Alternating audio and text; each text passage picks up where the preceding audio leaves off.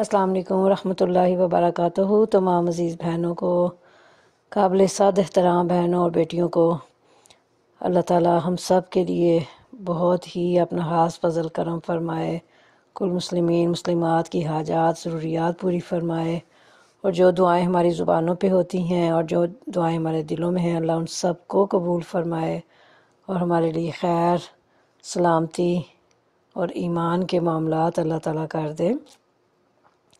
ہمارا آج پارہ نمبر 26 شروع ہو رہا ہے انشاءاللہ۔ تو حامیم پارہ ہے اور سورہ احقاف سے ہم شروع کریں گے۔ سورہ احقاف بھی مکی سورہ ہے اور اس میں 35 آیات ہیں، 35 آیات ہیں اور 4 رکوع ہیں۔ تو انشاءاللہ سورہ احقاف شروع کرتے ہیں۔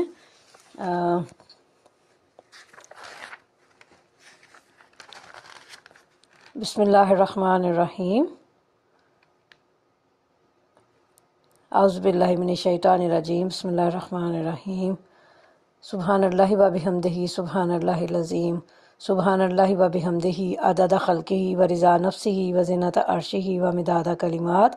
اللہم صلی علی محمد و علی آل محمد کما صلیت علی ابراہیم و علی آل ابراہیم انک حمید مجید۔ اللہم بارک علی محمد و علی آل محمد کما بارکت علی ابراہیم و علی آل ابراہیم انک حمید مجید۔ رب اشرح لی صدری ویسر لی امری واحلل عقدۃ من لسانی یفقہوا قولی۔ رب زدنی علما۔ قرآن پاک کی دعا بھی پر دیکھ لیتے ہیں۔ اللہم آنس وحشتی فی قبری، اللہم ارحمنی بالقرآن العظیم واجعلہ لی اماما و نورا و خدا و رحمہ۔ اللہم ذکرنی منہ ما نسیت وعلمنی منہ ما جہلت وارزقنی تلاوتہ آناء اللیل و آناء النہار واجعلہ لی حجۃ یا رب العالمین، آمین۔ اے اللہ، اے پاک پروردگار، اس تلاوت کلام پاک کو ہماری قبر میں ہماری ویرانیوں کا ساتھی بنا دے۔ اے پاک پروردگار، قرآن عظیم کی برکت سے ہم پر رحم فرما اور اس کو ہمارے لیے رہنما، روشنی، ہدایت اور رحمت بنا دے۔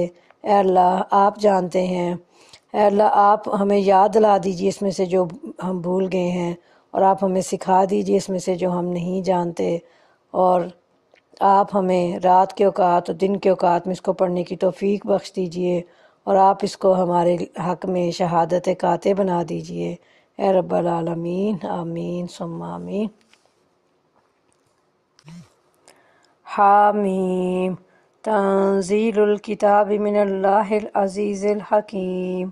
ما خلقنا السماوات والارض وما بینہما الا بالحق واجل مسمى والذین کفروا عما انذروا معرضون۔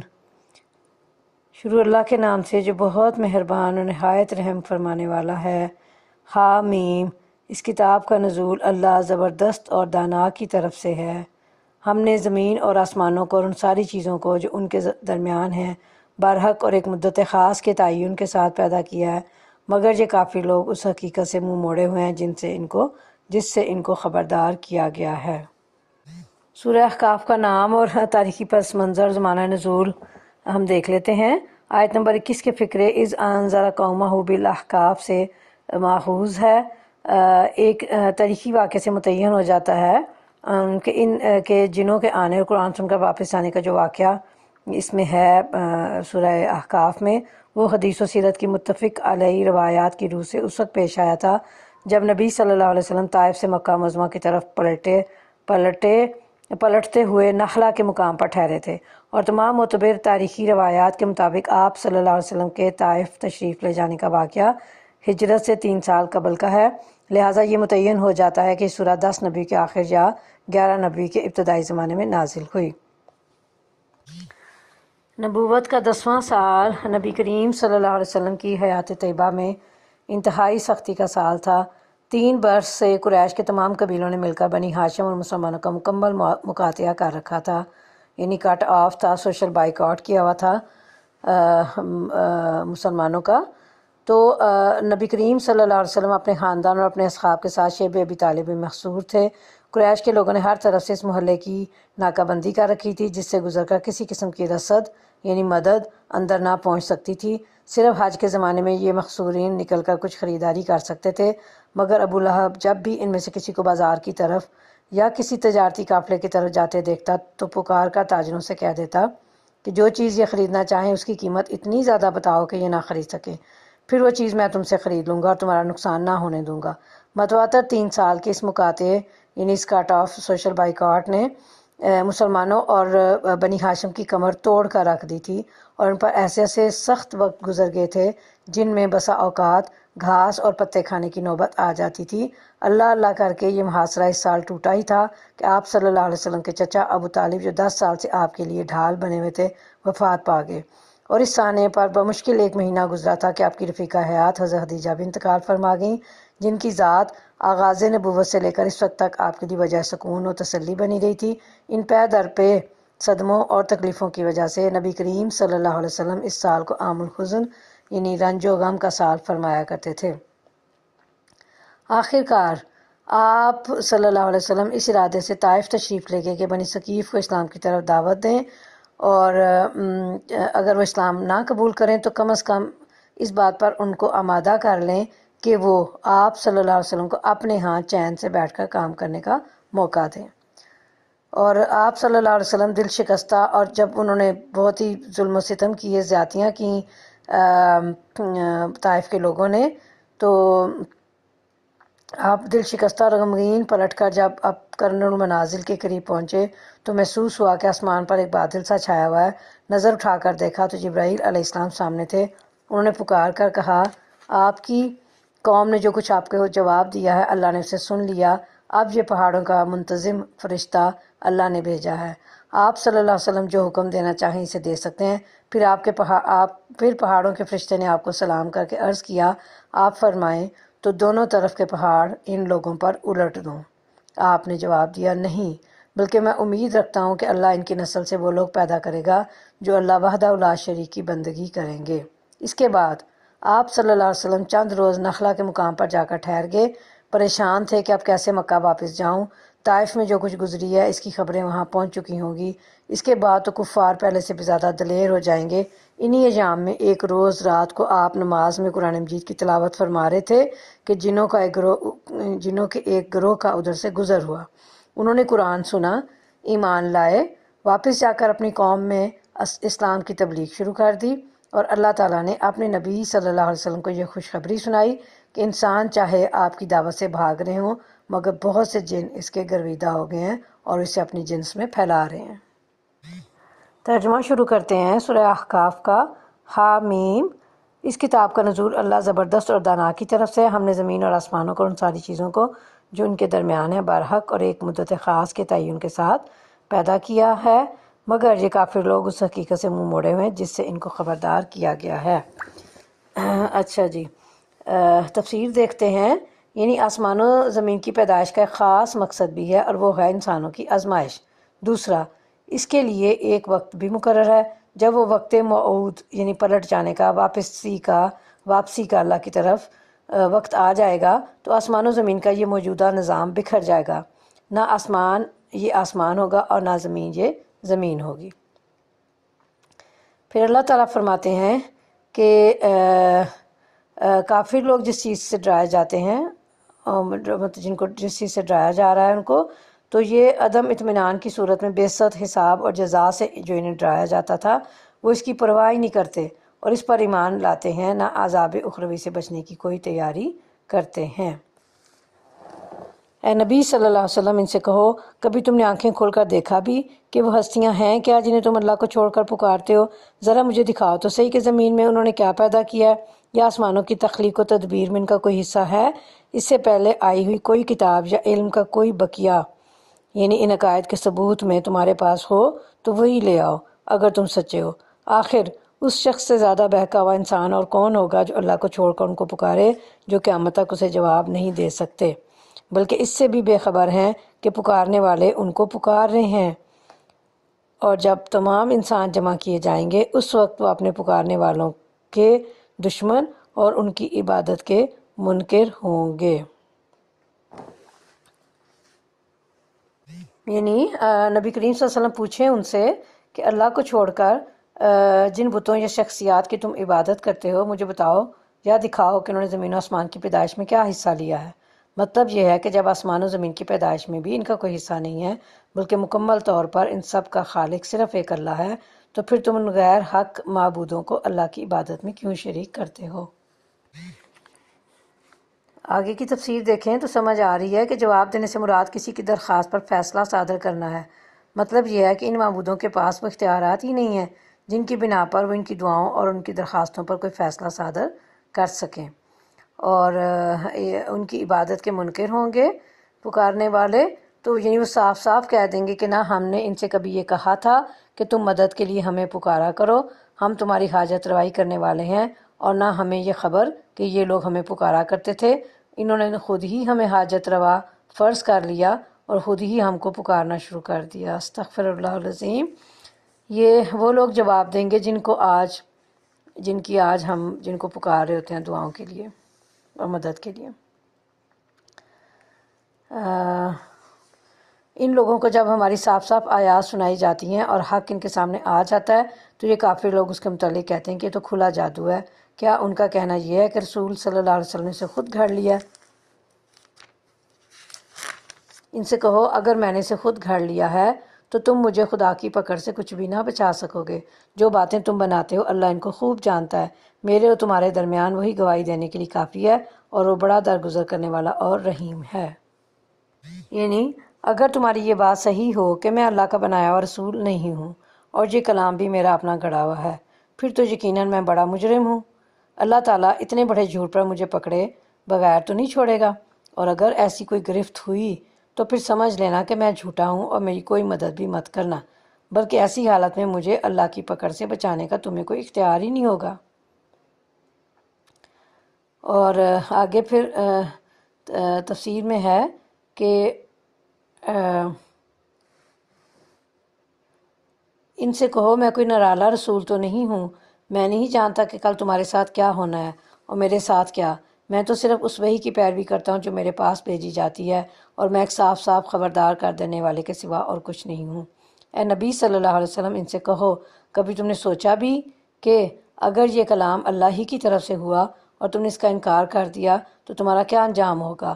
اور اس جیسے ایک کلام پر تو بنی اسرائیل کا ایک گواہ شہادت بھی دے چکا ہے، وہ ایمان لے آیا اور تم اپنے گھمنڈ میں پڑے رہے، ایسے ظالموں کو اللہ ہدایت نہیں دیا کرتا۔ یعنی جس انداز سے بھی تم قرآن کی تکذیب کرتے ہو، یعنی قرآن کو جھٹلاتے ہو، کبھی سے جادو، کبھی کہانت اور کبھی گھڑا ہوا کہتے ہو، اللہ اسے خوب جانتا ہے، یعنی وہی تمہاری ان مذموم حرکتوں کا تمہیں بدلہ دے گا۔ وہ اس بات کی گواہی کے لیے کافی ہے، یعنی اللہ، کہ یہ قرآن اسی کی طرف سے نازل ہوا ہے، اور وہی تمہاری تکذیب اور مخالفت کا بھی گواہ ہے۔ اس میں بھی ان کے لیے سخت وعید ہے۔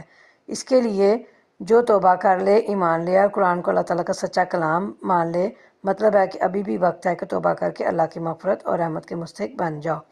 اور پہلا اور انوکھا رسول تو نہیں ہوں، بلکہ مجھ سے پہلے بھی بہت سارے رسول آ چکے ہیں، یعنی میں مکے میں رہوں گا یا یہاں سے نکلنے پر مجھے مجبور ہونا پڑے گا، مجھے طبعی موت آئے گی یا تمہارے ہاتھوں میرا قتل ہوگا، تم جلد ہی سزا سے دوچار ہوگے، یا لمبی مہلت تمہیں دی جائے گی۔ ان تمام باتوں کا علم صرف اللہ کو ہے۔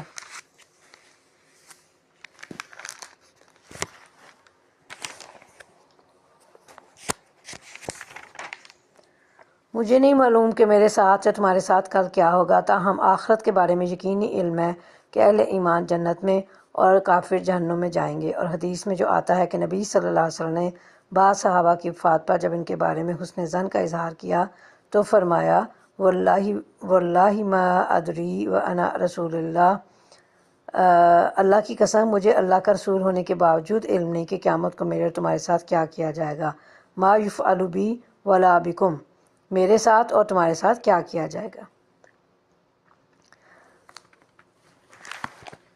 آگے اللہ فرما رہے ہیں کہ جن لوگوں نے ماننے سے انکار کر دیا ہے وہ ایمان لانے والوں کے متعلق کہتے ہیں کہ اگر اس کتاب کو مان لینا کوئی اچھا کام ہوتا تو یہ لوگ اس معاملے میں ہم سے سبقت نہ لے جا سکتے تھے۔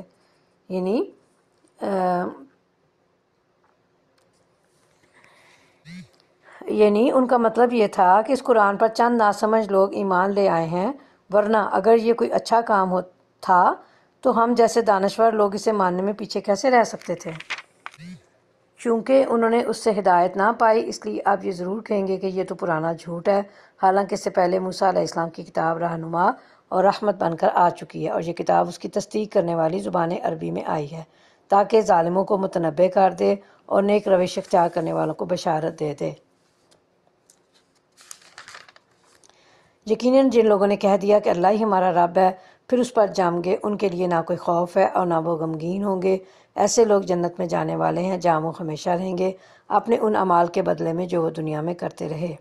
ہم نے انسان کو ہدایت کی کہ وہ اپنے والدین کے ساتھ نیک برتاؤ کرے۔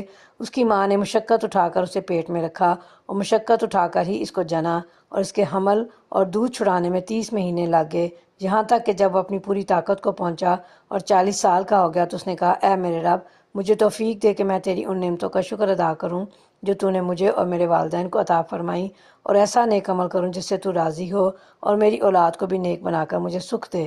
میں تیرے حضور توبہ کرتا ہوں اور تابع فرمان مسلم بندوں میں سے ہوں۔ اس طرح کے لوگوں سے ہم ان کے بہترین اعمال کو قبول کرتے ہیں اور ان کی برائیوں سے درگزر کر جاتے ہیں۔ یہ جنتی لوگوں میں شامل ہوں گے اس سچے وعدے کے مطابق جو ان سے کیا جاتا رہا ہے۔ اور جس شخص نے اپنے والدین سے کہا، اف، تنگ کر دیا تم نے، کیا تم مجھے یہ خوف دلاتے ہو کہ میں مرنے کے بعد قبر سے نکالا جاؤں گا، حالانکہ مجھ سے پہلے بہت سی نسلیں گزر چکی ہیں، ان میں سے تو کوئی اٹھ کر نہ آیا۔ ماں اور باپ اللہ کی دہائی دے کر کہتے ہیں، ارے بد نصیب، مان جا، اللہ کا وعدہ سچا ہے، مگر وہ کہتا ہے کہ یہ سب اگلے وقتوں کی فرسودہ کہانیاں ہیں۔ یہ لوگ ہیں جن پر عذاب کا فیصلہ چسپاں ہو چکا ہے۔ اللہ تعالیٰ نے ان آیات میں اس مشقت و تکلیف کا ذکر کیا ہے اور والدین کے ساتھ اس نے سلوک کے حکم میں مزید تاکید کی ہے، جس سے یہ بھی معلوم ہوتا ہے کہ ماں اس حکم احسان میں باپ سے مقدم ہے، کیونکہ 9 ماہ تک مسلسل حمل کی تکلیف اور پھر زچگی یعنی وضع حمل کی تکلیف صرف تنہا ماں ہی اٹھاتی ہے، باپ کی اس میں شرکت نہیں ہے۔ اس لیے حدیث پاک میں بھی ماں کے ساتھ اس نے سلوک کو اولیت دی گئی ہے اور باپ کا درجہ اس کے بعد بتلایا گیا ہے۔ ایک صحابی نے نبی صلی اللہ علیہ وسلم سے پوچھا، میرے حسن سلوک کا سب سے زیادہ مستحق کون ہے؟ آپ صلی اللہ علیہ وسلم نے فرمایا، تمہاری ماں۔ اس نے پھر یہی پوچھا، آپ نے یہی جواب دیا۔ تیسری مرتبہ بھی یہی جواب دیا۔ چوتھی مرتبہ پوچھنے پر آپ نے فرمایا، پھر تمہارا باپ۔ پھر بچہ جو ہے پرورش پاتا رہا یہاں تک کہ جوانی کو پہنچا، اور جو جوانی سے مراد بعض نے اسے 18 سال سے تعبیر کیا ہے، حتیٰ کہ پھر بڑھتے بڑھتے 40 سال کی عمر کو پہنچ جاتا ہے انسان، اور یہ عمر قوائے عقلی کے مکمل بلوغ کی عمر ہے۔ اسی لیے مفسرین کی رائے ہے کہ ہر نبی کو 40 سال کے بعد ہی نبوت سے سرفراز کیا گیا۔ اور پھر آگے اللہ تعالیٰ اولاد کی فرمانبرداری کا ذکر کر رہے ہیں کہ سعادت مند اولاد جو ہے ماں باپ کے ساتھ حسن سلوک بھی کرتی ہے اور ان کے حق میں دعائے خیر بھی۔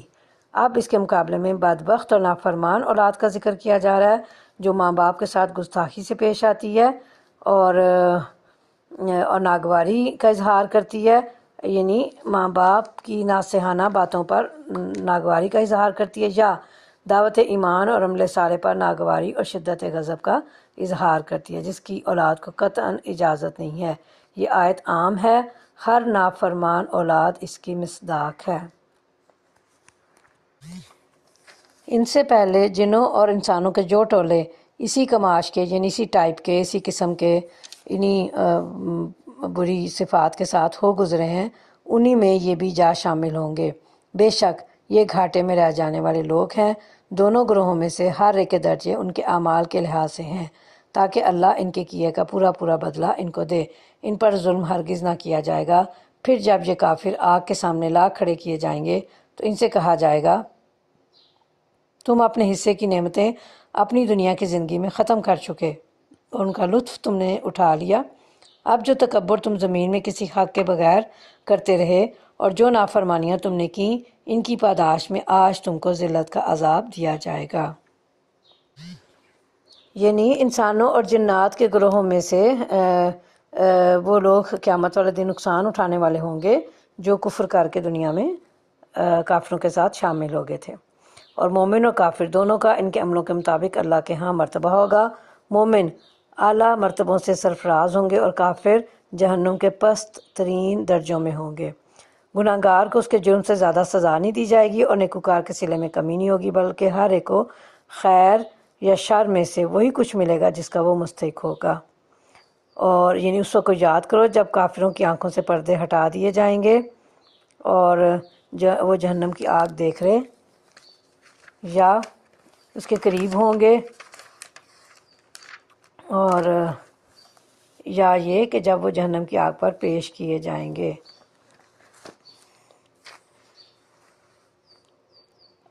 ذرا انہیں عاد کے بھائی ہود علیہ السلام کا قصہ سناؤ، جب کہ اس نے احقاف میں اپنی قوم کو خبردار کیا تھا، اور ایسے خبردار کرنے والے اس سے پہلے بھی گزر چکے تھے اور اس کے بعد بھی آتے رہے کہ اللہ کے سوا کسی کی بندگی نہ کرو، مجھے تمہارے حق میں ایک بڑے ہولناک دن کے عذاب کا اندیشہ ہے۔ انہوں نے کہا کیا تو اس لیے آیا ہے کہ ہمیں بہکا کر ہمارے معبودوں سے برگشتہ کر دے؟ اچھا تو لے آ اپنا وہ عذاب جس سے تو ہمیں ڈراتا ہے، اگر واقعی تو سچا ہے۔ اس نے کہا کہ اس کا علم تو اللہ کو ہے، اور میں صرف وہ پیغام تمہیں پہنچا رہا ہوں جسے دے کر مجھے بھیجا گیا ہے، مگر میں دیکھ رہا ہوں کہ تم لوگ جہالت برت رہے ہو۔ احقاف جو ہے وہ خکفن کی جمع ہے، ریت کا بلند مستطیل ٹیلا، یعنی اس شکل میں، اس شیپ میں ہوگا، مستطیل شیپ میں۔ بعض نے اس کے معنی پہاڑ اور غار کے کیے ہیں۔ یہ حضرت ہود علیہ السلام کی قوم عاد اولیٰ کے علاقے کا نام ہے جو حضرموت یعنی یمن کے قریب تھا۔ کفار مکہ کی تکذیب کے پیش نظر نبی صلی اللہ علیہ وسلم کی تسلی کے لیے گزشتہ انبیاء علیہ السلام کے واقعات کا ذکر اللہ تعالیٰ اب فرما رہے ہیں۔ اور یوم عظیم سے مراد قیامت کا دن ہے، جسے اس کی ہولناکیوں کی وجہ سے بجا طور پر بڑا دن کہا گیا ہے۔ اور پھر یہ کہ یہ عذاب کب آئے گا، یہ دنیا میں نہیں آئے گا بلکہ آخرت میں تمہیں عذاب دیا جائے گا، اس کا علم بھی صرف اللہ کو ہے، وہی اپنی مشیت کے مطابق فیصلہ فرماتا ہے، میرا کام تو صرف پیغام پہنچانا ہے۔ پھر جب انہوں نے اس عذاب کو اپنی وادیوں کی طرف آتے دیکھا تو کہنے لگے یہ بادل ہے جو ہم کو سیراب کر دے گا۔ نہیں، بلکہ یہ وہی چیز ہے جس کے لیے تم جلدی مچا رہے تھے، یہ ہوا کا طوفان ہے جس میں دردناک عذاب چلا آ رہا ہے، اپنے رب کے حکم سے ہر چیز کو تباہ کر ڈالے گا۔ آخر کار ان کا حال یہ ہوا کہ ان کے رہنے کی جگہوں کے سوا وہاں کچھ نظر نہ آتا تھا۔ اس طرح ہم مجرموں کو بدلہ دیا کرتے ہیں، ان کو ہم نے وہ کچھ دیا تھا جو تم لوگوں کو نہیں دیا ہے، ان کو ہم نے کان، آنکھیں اور دل سب کچھ دے رکھے تھے، مگر نہ وہ کان ان کے کسی کام آئے، نہ آنکھیں نہ دل، کیونکہ وہ اللہ کی آیات کا انکار کرتے تھے اور اسی چیز کے پھیر میں وہ آگے جس کا وہ مذاق اڑاتے تھے۔ یعنی حضرت ہود علیہ السلام نے انہیں کہا کہ یہ صرف بادل نہیں ہیں، کیونکہ بادلوں کو دیکھ کر ان کی قوم کے لوگ خوش ہوئے، اور انہوں نے کہا کہ یہ بادل نہیں ہیں جیسے تم سمجھ رہے ہو، بلکہ یہ وہ عذاب ہے جسے تم جلد لانے کا مطالبہ کر رہے تھے، یعنی وہ ہوا جس سے اس قوم کی ہلاکت ہوئی ان بادلوں سے ہی اٹھی اور نکلی اور اللہ کی مشیت سے ان کو اور ان کی ہر چیز کو تباہ کر گئی۔ اسی لیے حدیث میں آتا ہے کہ حضرت عائشہ صدیقہ رضی اللہ تعالیٰ عنہا نے رسول اللہ صلی اللہ علیہ وسلم سے پوچھا کہ لوگ تو بادل دیکھ کر خوش ہوتے ہیں کہ بارش ہوگی، لیکن آپ کے چہرے پر اس کے برعکس تشویش کے آثار نظر آتے ہیں۔ آپ نے فرمایا عائشہ، اس بات کی کیا ضمانت ہے کہ اس بادل میں عذاب نہیں ہوگا، جبکہ ایک قوم ہوا کے عذاب سے ہی ہلاک کر دی گئی۔ اس قوم نے بھی بادل دیکھ کر کہا تھا کہ یہ بادل ہے جو ہم پر بارش برسائے گا۔ اور اللہ تعالیٰ نے پھر ان کو مکینوں کو، سارے جو گھروں میں رہنے والے لوگ تھے، سب کو تباہ کر دیا، اور صرف مکانات یعنی گھر نشان عبرت کے طور پر باقی رہ گئے ہیں۔ یہ اہل مکہ کو خطاب کر کے فرما رہے ہیں اللہ تعالیٰ کہ تم کیا چیز ہو، تم سے پہلی قومیں جنہیں ہم نے ہلاک کیا قوت و شوکت میں تم سے کہیں زیادہ تھیں، لیکن جب انہوں نے اللہ کی دی صلاحیتوں کو حق کے سننے، دیکھنے اور اسے سمجھنے کے لیے استعمال نہیں کیا تو بالآخر ہم نے انہیں تباہ کر دیا اور یہ چیزیں ان کے کچھ کام نہ آ سکیں۔ یعنی جس عذاب کو وہ انہونا سمجھ کر مذاق اڑایا کرتے تھے کہ لیا اپنا عذاب جس سے تو ہمیں ڈراتا رہتا ہے، وہ عذاب آیا اور اس نے انہیں ایسا گھیرا کہ پھر اس سے نکل نہیں سکے۔ تمہارے گرد و پیش کے علاقوں میں بہت سی بستیوں کو ہم ہلاک کر چکے ہیں، ہم نے اپنی آیات بھیج کر بار بار طرح طرح سے ان کو سمجھایا، شاید کہ وہ باز آ جائیں۔ پھر کیوں نہ ان ہستیوں نے ان کی مدد کی جنہیں اللہ کو چھوڑ کر انہیں تقرب اللہ کا ذریعہ سمجھتے ہوئے معبود بنا لیا تھا، بلکہ وہ تو ان سے کھوئے گئے اور یہ تھا ان کے جھوٹ اور بناوٹی عقیدوں کا انجام جو انہوں نے گھڑ رکھے تھے۔ یعنی ان ہستیوں کے ساتھ عقیدت کی ابتدا تو انہوں نے اس خیال سے کی تھی کہ یہ اللہ کے مقبول بندے ہیں، ان کے وسیلے سے اللہ کے ہاں ہماری رسائی ہوگی، مگر بڑھتے بڑھتے انہوں نے خود انہی ہستیوں کو معبود بنا لیا، انہی کو مدد کے لیے پکارنے لگے اور انہی سے دعائیں مانگنے لگے اور انہی کے متعلق یہ سمجھ لیا کہ صاحب تصرف ہیں، ہماری فریاد رسی اور مشکل کشائی یہی کریں گے۔ اس گمراہی سے ان کو نکالنے کے لیے اللہ تعالیٰ نے اپنی آیات اپنے رسولوں کے ذریعے سے بھیج کر طرح طرح سے ان کو سمجھانے کی کوشش کی، مگر وہ اپنے ان جھوٹے خداؤں کی بندگی پر اڑے رہے اور اصرار کیے چلے گئے کہ ہم اللہ کے بجائے انہی کا دامن تھامے رہیں گے۔ اب بتاؤ ان مشرکوں پر جب ان کی گمراہی کی وجہ سے اللہ کا عذاب آیا تو ان کے وہ فریاد رس اور مشکل کشا معبود کہاں مر رہے تھے؟ کیوں نہ اس برے وقت میں وہ ان کی دستگیری کو آئے۔ ترجمے کی طرف آ رہے ہیں پھر سے۔ اور وہ واقعہ بھی قابل ذکر ہے جب ہم جنوں کے گروہ کو تمہاری طرف لے آئے تھے تاکہ قرآن سنیں۔ یہ ذکر اس واقعہ کا ہے جو طائف کے سفر سے مکہ واپس آتے ہوئے راستے میں پیش آیا تھا۔ نماز میں آپ صلی اللہ علیہ وسلم قرآن کی تلاوت فرما رہے تھے کہ جنوں کے ایک گروہ کا ادھر سے گزر ہوا اور وہ آپ کی قرات سننے کے لیے ٹھہر گیا۔ اس کے بارے میں تمام روایات اس بات پر متفق ہیں کہ اس موقع پر جن حضور صلی اللہ علیہ وسلم کے سامنے نہیں آئے تھے، نہ آپ صلی اللہ علیہ وسلم نے ان کی آمد کو محسوس فرمایا تھا، بلکہ بعد میں اللہ تعالیٰ نے وحی کے ذریعے سے آپ صلی اللہ علیہ وسلم کو ان کے آنے اور قرآن سننے کی خبر دی تھی۔ جب وہ اس جگہ پہنچے جہاں تم قرآن پڑھ رہے تھے تو انہوں نے آپس میں کہا خاموش ہو جاؤ۔ پھر جب وہ پڑھا جا چکا تو وہ خبردار کرنے والے بن کر اپنی قوم کی طرف پلٹے۔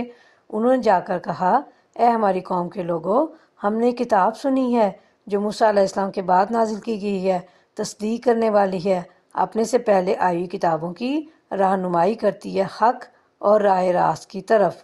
اس سے معلوم ہوا کہ یہ جن پہلے سے حضرت موسیٰ علیہ السلام اور کتب آسمانی پر ایمان لائے ہوئے تھے۔ قرآن سننے کے بعد انہوں نے محسوس کیا کہ یہ وہی تعلیم ہے جو پچھلے انبیاء دیتے چلے آ رہے ہیں، اس لیے وہ اس کتاب اور اس کے لانے والے رسول صلی اللہ علیہ وسلم پر بھی ایمان لے آئے۔ اے ہماری قوم کے لوگوں، اللہ کی طرف بلانے والے کی دعوت قبول کر لو اور اس پر ایمان لے آؤ۔ اللہ تمہارے گناہوں سے درگزر فرمائے گا اور تمہیں عذاب علیم سے بچا دے گا۔ اور جو کوئی اللہ کے داعی کی طرف کی بات نہ مانے، وہ نہ زمین میں خود کوئی بال بوتا رکھتا ہے کہ اللہ کو زچ کر دے، اور نہ اس کے کوئی ایسے حامی و سرپرست ہیں کہ اللہ سے اس کو بچا لیں۔ ایسے لوگ کھلی گمراہی میں پڑے ہوئے ہیں۔ ان جنہوں نے اپنی قوم کو نبی کریم صلی اللہ علیہ وسلم کی رسالت پر ایمان لانے کی دعوت دی، اور اس سے قبل قرآن کریم کے متعلق بتایا کہ تورات کے بعد ایک اور آسمانی کتاب ہے، سچے دین اور صراط مستقیم کی طرف رہنمائی کرتی ہے، اور ساتھ ہی انہوں نے ایمان لانے کے 2 فائدے بتائے جو آخرت میں انہیں حاصل ہوں گے۔ اور آگے ہے کہ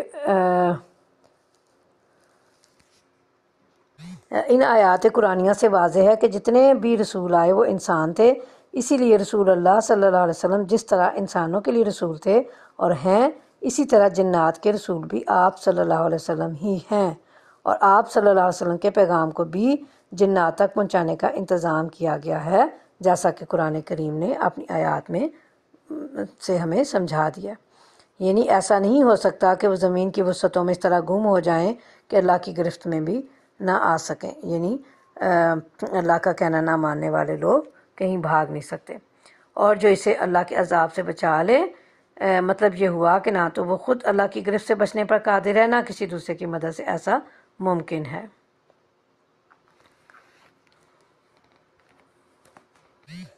اور کیا ان لوگوں کو یہ سجائی نہیں دیتا کہ جس خدا نے یہ زمین اور آسمان پیدا کیے اور ان کو بناتے ہوئے نہ وہ تھکا، وہ ضرور اس پر قادر ہے کہ مردوں کو جلا اٹھائے؟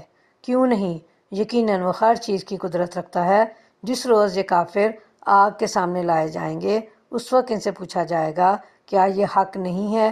یہ کہیں گے ہاں، ہمارے رب کی قسم یہ واقعی حق ہے۔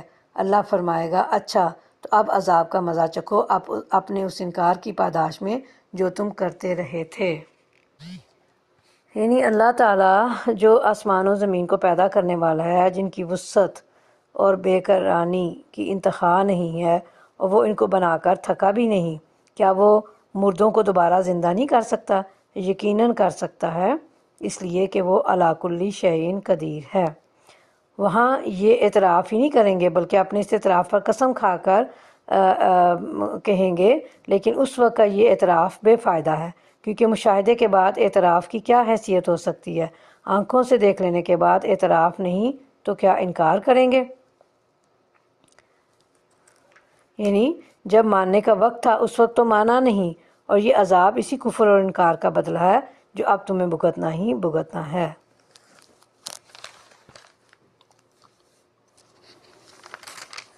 پس نبی صلی اللہ علیہ وسلم صبر کرو جس طرح اولو العزم رسولوں نے صبر کیا ہے، اور ان کے معاملے میں جلدی نہ کرو۔ جس روز یہ لوگ اس چیز کو دیکھ لیں گے جس کا انہیں خوف دلایا جا رہا ہے تو انہیں یوں معلوم ہوگا کہ جیسے دنیا میں دن کی ایک گھڑی بھر سے زیادہ نہیں رہے تھے۔ بات پہنچا دی گئی، اب کیا نافرمان لوگوں کے سوا اور کوئی ہلاک ہوگا؟ یہ کفار مکہ کے رویے کے مقابلے میں نبی صلی اللہ علیہ وسلم کو تسلی دی جا رہی ہے اور صبر کی تلقین کی جا رہی ہے۔ قیامت کا ہولناک عذاب دیکھنے کے بعد انہیں دنیا کی زندگی ایسے ہی معلوم ہوگی جیسے دن کی صرف ایک گھڑی جہاں گزار کر گئے ہیں۔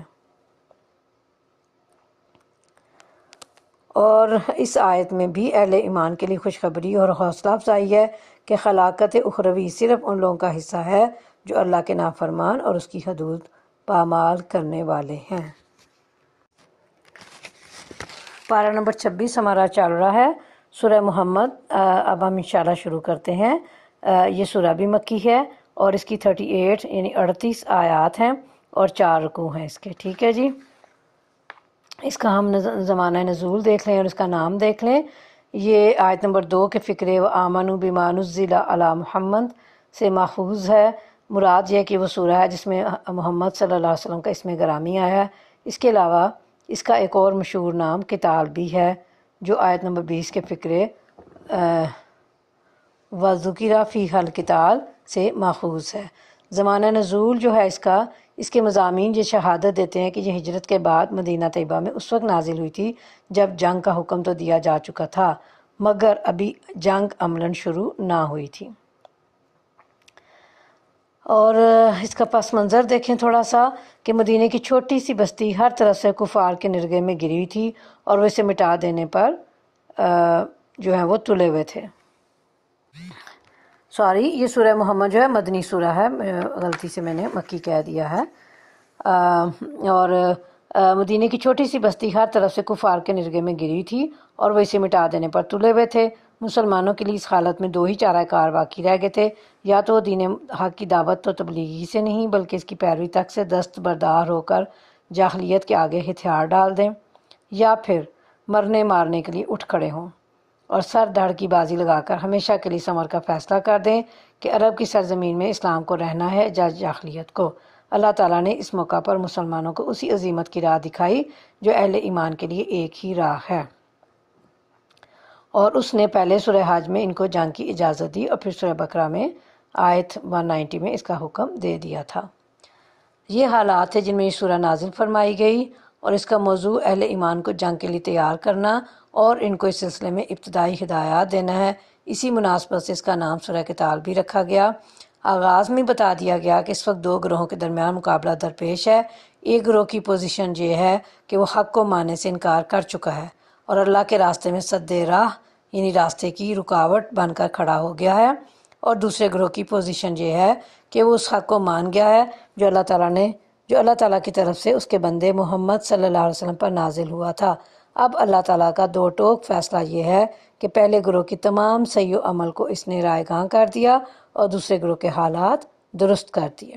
اس کے بعد مسلمانوں کو جنگی ہدایات بھی دی گئیں۔ سورہ شروع کرتے ہیں۔ بسم اللہ الرحمن الرحیم، شروع اللہ کے نام سے جو نہایت مہربان رحم فرمانے والا ہے۔ الذین کفروا وصدوا عن سبیل اللہ اضل اعمالہم والذین آمنوا وعملوا الصالحات وآمنوا بما نزل علی محمد وهو الحق من ربهم کفر عنہم سیئاتہم واصلح بالہم۔ صدق اللہ العظیم۔ جن لوگوں نے کفر کیا اور اللہ کے راستے سے روکا، اللہ نے ان کے اعمال کو رائے گاں کر دیا، اور جو لوگ ایمان لائے اور جنہوں نے نیک عمل کیے اور اس چیز کو مان لیا جو محمد صلی اللہ علیہ وسلم پر نازل ہوئی ہے اور وہ سراسر حق ہے ان کے رب کی طرف سے، تو اللہ نے ان کی برائیاں ان سے دور کر دیں۔ وَأَصْلَحَ بَالَهُمْ، اور ان کا حال بھی اللہ نے درست کر دیا۔ تفسیر دیکھتے ہیں کہ یہاں پہ اللہ تعالیٰ نے فرمایا کہ جنہوں نے کفر کیا لوگوں نے، یعنی اس تعلیم و ہدایت کو ماننے سے انکار کر دیا جسے محمد صلی اللہ علیہ وسلم پیش فرما رہے تھے، اور پہلا ان کا قصور کہ انہوں نے کفر کیا، اور دوسرا ان کا قصور یہ کہ انہوں نے اللہ کے راستے سے روکا۔ دوسروں کو اللہ کی راہ سے روکنے کی بہت سی صورتیں ہیں۔ اس کی ایک صورت یعنی ایک شکل تو یہ ہے کہ آدمی زبردستی کسی کو ایمان لانے سے روک دے۔ دوسری صورت یہ ہے کہ وہ ایمان لانے والوں پر ایسا ظلم و ستم ڈھائے کہ ان کے لیے ایمان پر قائم رہنا اور دوسروں کے لیے ایسے خوفناک حالات میں ایمان لانا مشکل ہو جائے۔ تیسری صورت یہ کہ وہ مختلف طریقوں سے دین اور اہل دین کے خلاف لوگوں کو ورگلائے اور ایسے وسوسے دلوں میں ڈالے جس سے لوگ اس دین سے بدگمان ہو جائیں۔ اس کے علاوہ ہر کافر اس معنی میں اللہ کی راہ سے روکنے والا ہے کہ وہ اپنی اولاد کو کفر کے طریقے پر پرورش کرتا ہے اور پھر اس کی آئندہ نسل کے لیے دین آبائی کو چھوڑ کر اسلام قبول کرنا مشکل ہو جاتا ہے۔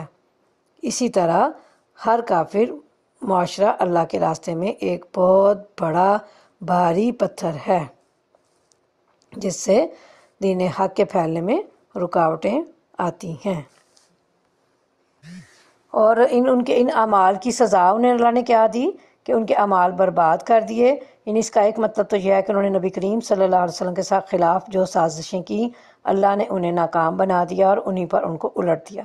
دوسرا مطلب یہ ہے کہ ان میں جو بعض مکارم اخلاق پائے جاتے تھے، مثلا صلہ رحمی، قیدیوں کو آزاد کرنا، مہمان نوازی وغیرہ، یا خانہ کعبہ اور حجاج کی خدمت، ان کا کوئی صلہ انہیں آخرت میں نہیں ملے گا، کیونکہ ایمان کے بغیر اعمال پر اجر و ثواب مرتب نہیں ہوگا۔ اب اللہ رب العالمین اگلی آیات میں تصویر کا دوسرا رخ دکھا رہے ہیں۔ ترجمہ یہ ہے، اور جو لوگ ایمان لائے اور جنہوں نے نیک عمل کیے اور اس چیز کو مان لیا جو محمد صلی اللہ علیہ وسلم پر نازل ہوئی ہے اور ہے وہ سراسر حق ان کے رب کی طرف سے، اللہ نے ان کی برائیاں ان سے دور کر دیں اور ان کا حال درست کر دیا۔ یہ اس لیے کہ کفر کرنے والوں نے باطل کی پیروی کی اور ایمان لانے والوں نے اس حق کی پیروی کی جو ان کی رب کی طرف سے آیا ہے۔ اس طرح اللہ لوگوں کو ان کی ٹھیک ٹھیک حیثیت بتائے دیتا ہے۔ ایمان لانے میں اگرچہ وحی محمدی یعنی قرآن پاک پر ایمان لانا بھی شامل ہے، لیکن اس کی اہمیت اور اس کی فضیلت کو مزید واضح اور نمایاں کرنے کے لیے اس کا علیحدہ سے بھی ذکر فرمایا، یعنی ایمان لانے سے قبل کی غلطیاں اور کوتاہیاں معاف فرما دیں، جیسا کہ نبی صلی اللہ علیہ وسلم کا بھی فرمان ہے کہ اسلام ماقبل کے سارے گناہوں کو مٹا دیتا ہے، اور ان کے حال کی اصلاح کی مطلب یہ ہے کہ انہیں گناہوں سے بچا کر سلامتی اور خیر اور رشد کی راہ پر لگا دیا۔ ایک مومن کے لیے اصلاح حال کی یہی سب سے بہتر صورت ہے۔ یہ مطلب نہیں ہے کہ مال و دولت کے ذریعے سے ان کی حالت درست کر دی، کیونکہ ہر مومن کو مال ملتا بھی نہیں۔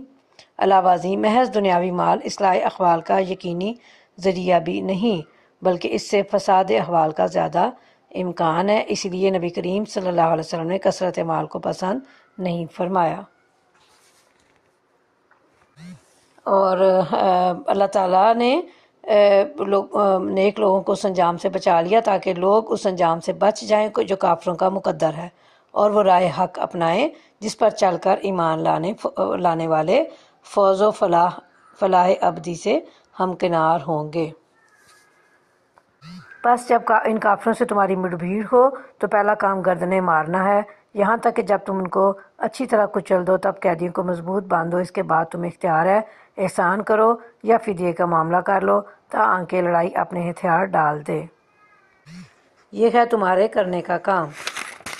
اس آیت کے الفاظ سے بھی اور جس سیاق و سباق میں یہ نازل ہوئی ہے اس سے بھی یہ بات معلوم ہوتی ہے کہ یہ لڑائی کا حکم آ جانے کے بعد اور لڑائی شروع ہونے سے پہلے نازل ہوئی ہے۔ جب کافروں سے تمہاری مڈ بھیڑ ہو کہ الفاظ اس پر دلالت کرتے ہیں کہ ابھی مڈ بھیڑ نہیں ہوئی، اور اس کے ہونے سے پہلے یہ ہدایت دی جا رہی ہے کہ جب وہ ہو تو مسلمانوں کو سب سے پہلے اپنی توجہ دشمن کی جنگی طاقت اچھی طرح توڑ دینے پر صرف کرنی چاہیے۔ اس کے بعد جن لوگوں کو گرفتار کیا جائے ان کے معاملہ میں مسلمانوں کو یہ بھی اختیار ہے کہ فدیہ لے کر یا اپنے قیدیوں کا تبادلہ کر کے انہیں چھوڑ دیں، اور یہ اختیار بھی ہے کہ قید میں رکھ کر ان سے احسان کا برتاؤ کریں یا مناسب ہو تو احسان کے طور پر انہیں رہا کر دیں۔ اللہ چاہتا تو خود ہی ان سے نمٹ لیتا، مگر یہ طریقہ اس نے اس لیے اختیار کیا ہے تاکہ تم لوگوں کو ایک دوسرے کے ذریعے سے آزمائے۔ یعنی اللہ تعالیٰ کو اگر محض باطل پرستوں کی سرکوبی ہی کرنی ہوتی تو وہ اس کام کے لیے تمہارا محتاج نہ تھا۔ یہ کام تو اس کا ایک زلزلہ یا ایک طوفان چشم زدن میں کر سکتا ہے، یعنی پلک جھپکنے میں یہ اللہ تعالیٰ ان کا خاتمہ کر سکتا تھا، مگر اس کے پیش نظر تو یہ ہے کہ انسانوں میں سے جو حق پرست ہوں وہ باطل پرستوں سے ٹکرائیں اور ان کے مقابلے میں جہاد کریں، تاکہ جس کے اندر جو کچھ اوصاف ہیں وہ اس امتحان سے نکھر کر پوری طرح نمایاں ہو جائیں، اور ہر ایک اپنے کردار کے لحاظ سے جس مقام اور مرتبے کا مستحق ہو وہ اس کو دیا جائے۔ اور جو لوگ اللہ کی راہ میں مارے جائیں گے اللہ ان کے اعمال کو ہرگز ضائع نہ کرے گا، وہ ان کی رہنمائی فرمائے گا، ان کا حال درست کر دے گا اور ان کو اس جنت میں داخل کرے گا جس سے وہ ان کو واقف کرا چکا ہے، یعنی جنت کی طرف اللہ ان کی رہنمائی کرے گا۔ یعنی اللہ انہیں ایسے کاموں کی توفیق دے گا جس سے ان کے لیے جنت کا راستہ آسان ہو جائے گا، اور وہ جنت بھی ایسی کہ جسے وہ بغیر رہنمائی کے پہچان لیں گے وہ، اور جب وہ جنت میں داخل ہوں گے تو از خود ہی اپنے اپنے گھروں میں جا کر داخل ہوں گے۔ اس کی تائید ایک حدیث مبارکہ سے ہوتی ہے جس میں نبی کریم صلی اللہ علیہ وسلم نے فرمایا، قسم ہے اس ذات کی جس کے ہاتھ میں میری جان ہے، ایک جنتی کو اپنے جنت والے گھر کے راستوں کا اس سے کہیں زیادہ علم ہوگا جتنا دنیا میں اسے اپنے گھر کا تھا۔ اے لوگو جو ایمان لائے ہو، اگر تم اللہ کی مدد کرو گے تو وہ تمہاری مدد کرے گا۔ اللہ کی مدد کرنے سے مطلب اللہ کے دین کی مدد ہے، کیونکہ وہ اسباب کے مطابق اپنے دین کی مدد اپنے مومن بندوں کے ذریعے سے ہی کرتا ہے۔ یہ مومن بندے اللہ کے دین کی حفاظت اور اس کی تبلیغ و دعوت کرتے ہیں تو اللہ تعالیٰ ان کی مدد فرماتا ہے، یعنی انہیں کافروں پر فتح و غلبہ عطا کرتا ہے، جیسا کہ صحابہ اکرام رضوان اللہ علیہم اجمعین اور قرون اولیٰ کے مسلمانوں کی روشن تاریخ ہے۔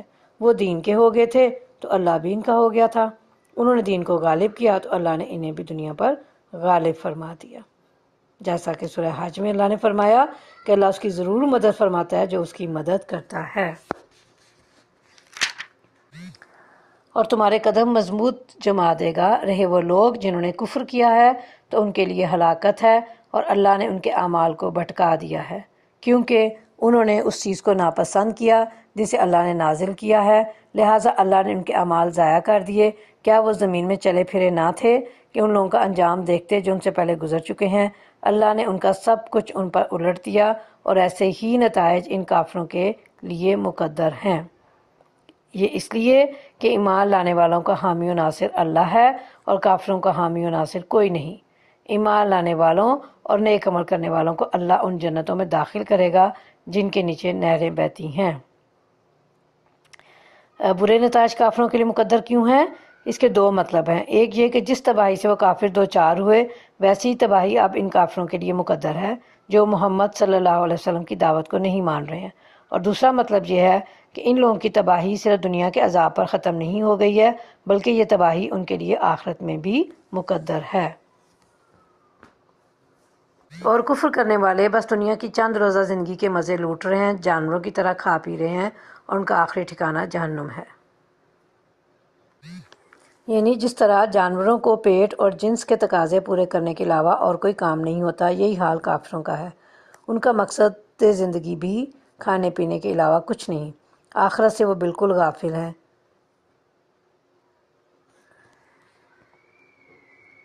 اے نبی صلی اللہ علیہ وسلم، کتنی بستیاں ایسی گزر چکی ہیں جو تمہاری اس بستی سے بہت زیادہ زور آور تھیں جس نے تمہیں نکال دیا ہے، یعنی مکہ، جہاں سے قریش نے نبی کریم صلی اللہ علیہ وسلم کو ہجرت پر مجبور کیا تھا۔ انہیں ہم نے اس طرح ہلاک کر دیا کہ کوئی ان کا بچانے والا نہ تھا۔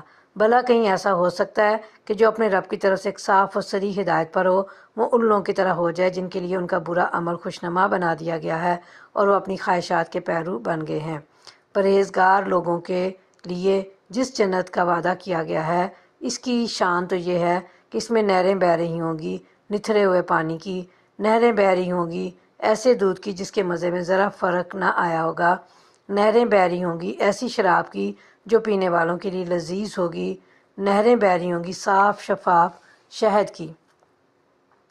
حدیث پاک میں اس کی تشریح یہ آئی ہے کہ دودھ جانوروں کے تھنوں سے نکلا ہوا نہ ہوگا، اور وہ شراب پھلوں کو سڑا کر کشید کی ہوئی نہ ہوگی، اور وہ شہد بھی مکھیوں کے پیٹ سے نکلا ہوا نہ ہوگا، بلکہ یہ ساری چیزیں قدرتی چشموں کی شکل میں بہیں گی۔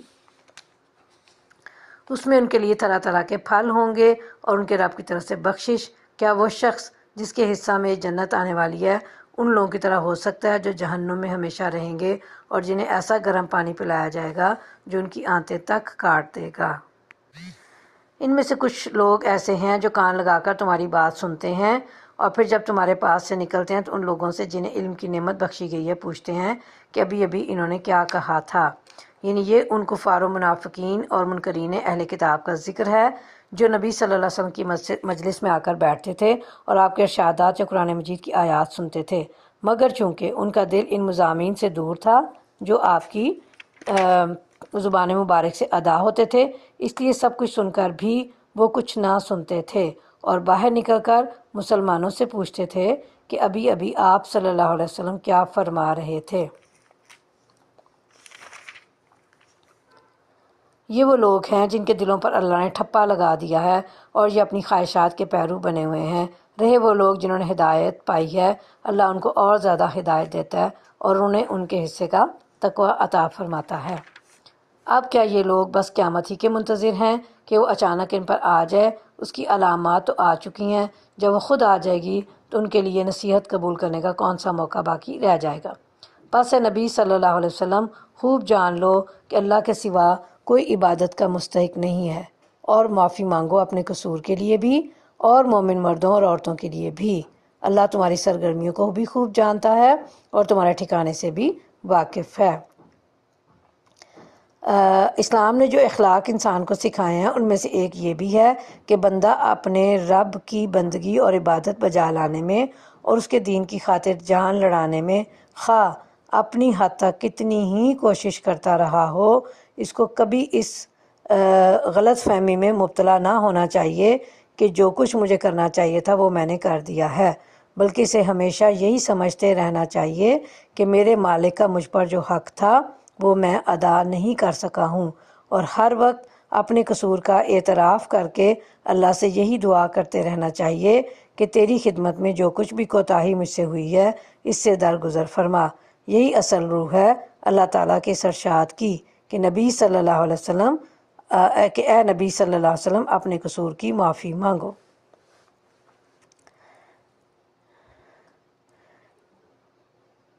جو لوگ ایمان لائے ہیں وہ کہہ رہے تھے کہ کوئی صورت کیوں نہیں نازل کی جاتی جس میں جنگ کا حکم دیا جائے۔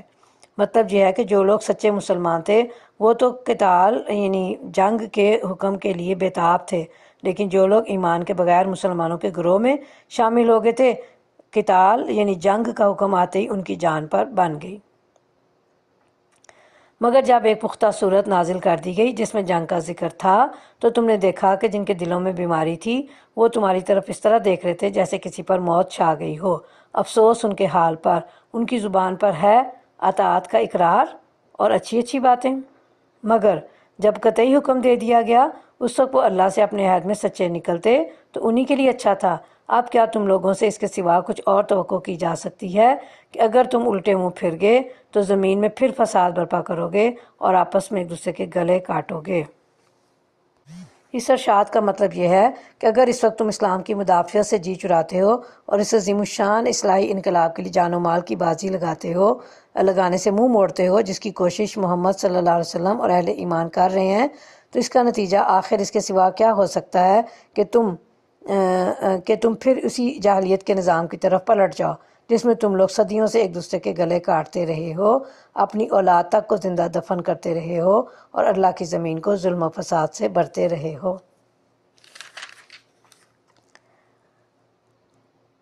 یہ لوگ ہیں جن پر اللہ نے لعنت کی اور ان کو اندھا اور بہرا بنا دیا۔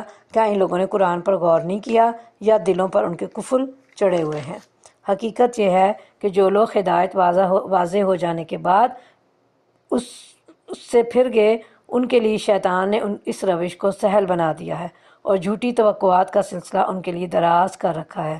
اسی لیے انہوں نے اللہ کے نازل کردہ دین کو ناپسند کرنے والوں سے کہہ دیا کہ بعض معاملات میں ہم تمہاری مانیں گے، اللہ ان کی یہ خفیہ باتیں خوب جانتا ہے۔ پھر اس وقت کیا حال ہوگا جب فرشتے ان کی روحیں قبض کریں گے اور ان کے منہ اور پیٹھوں پر مارتے ہوئے انہیں لے جائیں گے۔ یہ اسی لیے تو ہوگا کہ انہوں نے اس طریقے کی پیروی کی جو اللہ کو ناراض کرنے والا ہے اور اس کی رضا کا راستہ اختیار کرنا پسند نہ کیا، اسی بنا پر اس نے ان کے سارے اعمال ضائع کر دیے۔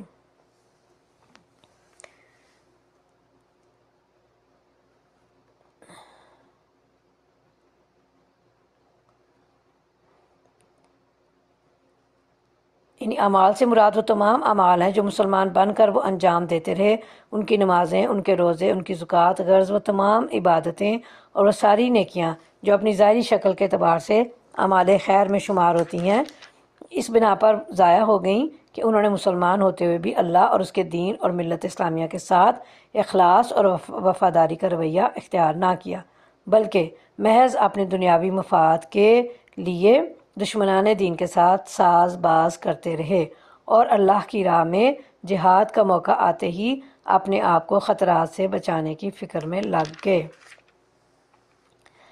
کیا وہ لوگ جن کے دلوں میں بیماری ہے یہ سمجھے بیٹھے ہیں کہ اللہ ان کے دلوں کی کھوٹ ظاہر نہیں کرے گا؟ ہم چاہیں تو انہیں تم کو آنکھوں سے دکھا دیں اور ان کے چہروں سے تم ان کو پہچان لو، مگر ان کے انداز کلام سے تو تم ان کو جان ہی لوگے۔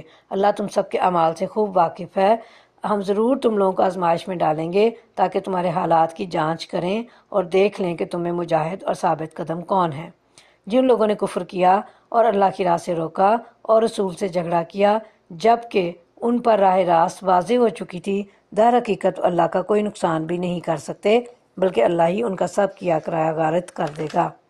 اے لوگو جو ایمان لائے ہو، تم اللہ کی اطاعت کرو اور رسول کی اطاعت کرو اور اپنے اعمال کو برباد نہ کر لو۔ یعنی اعمال کے نافع اور نتیجہ خیز ہونے کا سارا انحصار اللہ اور اس کے رسول صلی اللہ علیہ وسلم کی اطاعت پر ہے۔ اطاعت سے منحرف ہو جانے کے بعد کوئی عمل بھی عمل خیر نہیں رہتا کہ آدمی اس پر کوئی اجر پانے کا مستحق ہو سکے۔ کفر کرنے والوں اور راہ خدا سے روکنے والوں اور مرتے دم تک کفر پر رہنے والوں کو تو اللہ ہرگز معاف نہ کرے گا۔ پس تم بودے نہ بنو اور صلح کی درخواست نہ کرو۔ یعنی یہ بات نگاہ میں رہنی چاہیے کہ یہ ارشاد اس زمانے میں فرمایا گیا جب صرف مدینے کی چھوٹی سی بستی میں چند سو مہاجرین و انصار کی ایک مٹھی بھر جمعیت اسلام کی علمبرداری کر رہی تھی، اور اس کا مقابلہ محض قریش کے طاقتور قبیلے ہی سے نہیں بلکہ پورے ملک عرب کے کفار و مشرکین سے تھا۔ اس حالت میں فرمایا جا رہا ہے کہ ہمت ہار کر ان دشمنوں سے صلح کی درخواست نہ کرنے لگو، بلکہ سر دھڑ کی بازی لگا دینے کے لیے تیار ہو جاؤ۔ تم ہی غالب رہنے والے ہو، اللہ تمہارے ساتھ ہے اور تمہارے اعمال کو وہ ہرگز ضائع نہ کرے گا۔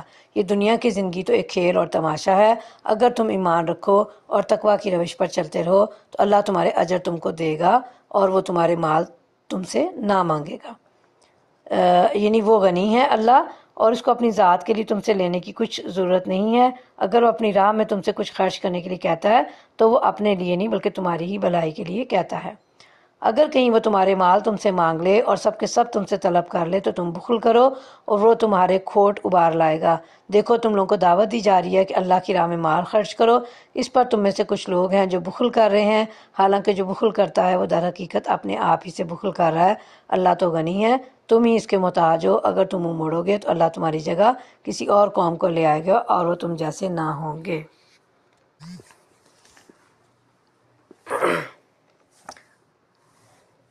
پارہ نمبر 26 ہمارا چل رہا ہے الحمدللہ۔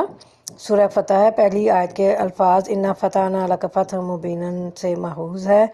زمانہ نزول، اس کا نزول زکوٰۃ 6 ہجری میں اس وقت ہوا تھا جب آپ صلی اللہ علیہ وسلم نے کفار مکہ سے صلح حدیبیہ کا معاہدہ کرنے کے بعد مدینہ منورہ کی طرف واپس تشریف لے جا رہے تھے۔ سورہ فتح مدنی سورہ ہے، اس میں 29 آیات ہیں، یعنی 29 اور 4 رکوع ہیں اس کے۔ تو انشاءاللہ شروع کرتے ہیں سورہ فتح۔ بسم اللہ الرحمن الرحیم، شروع کرتی ہوں اللہ کے نام سے جو بڑا مہربان اور نہایت رحم والا ہے۔ انا فتحنا لک فتحا مبینا،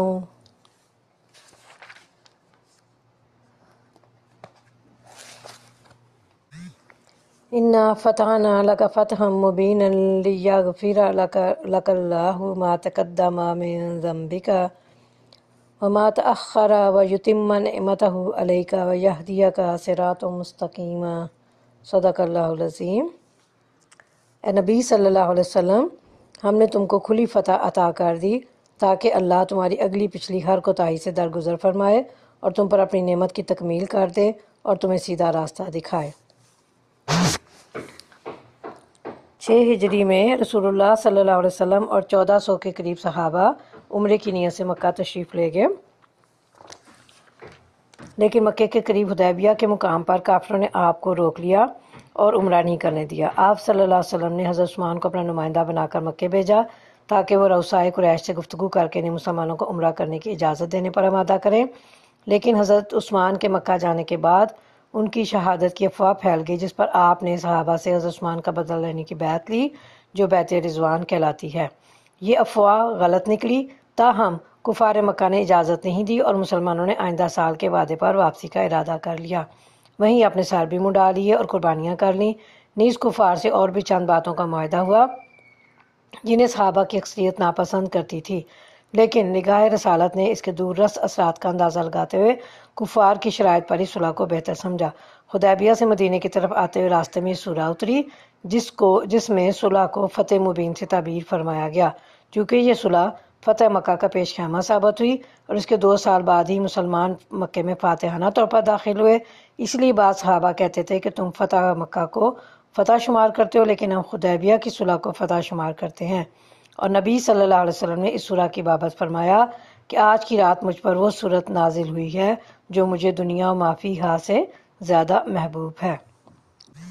اللہ تم پر اپنی نعمت کی تکمیل کر دے، یعنی اس دین کو غالب کر کے جس کی تم دعوت دیتے ہو، یا فتح و غلبہ عطا کر کے، اور بعض کہتے ہیں کہ مغفرت اور ہدایت پر استقامت، یہی اتمام نعمت ہے، اور تمہیں سیدھا راستہ دکھائے، یعنی اس راستے پر استقامت نصیب فرمائے، ہدایت کے اعلیٰ سے اعلیٰ درجات سے نوازے۔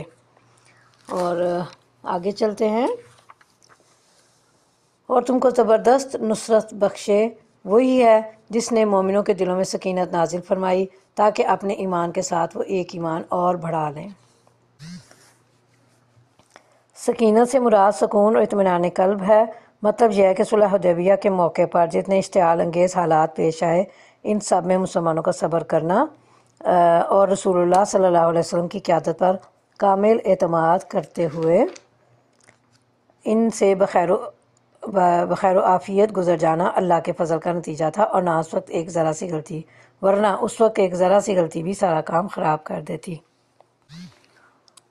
اے نبی صلی اللہ علیہ وسلم، ہم نے تم کو شہادت دینے والا، بشارت دینے والا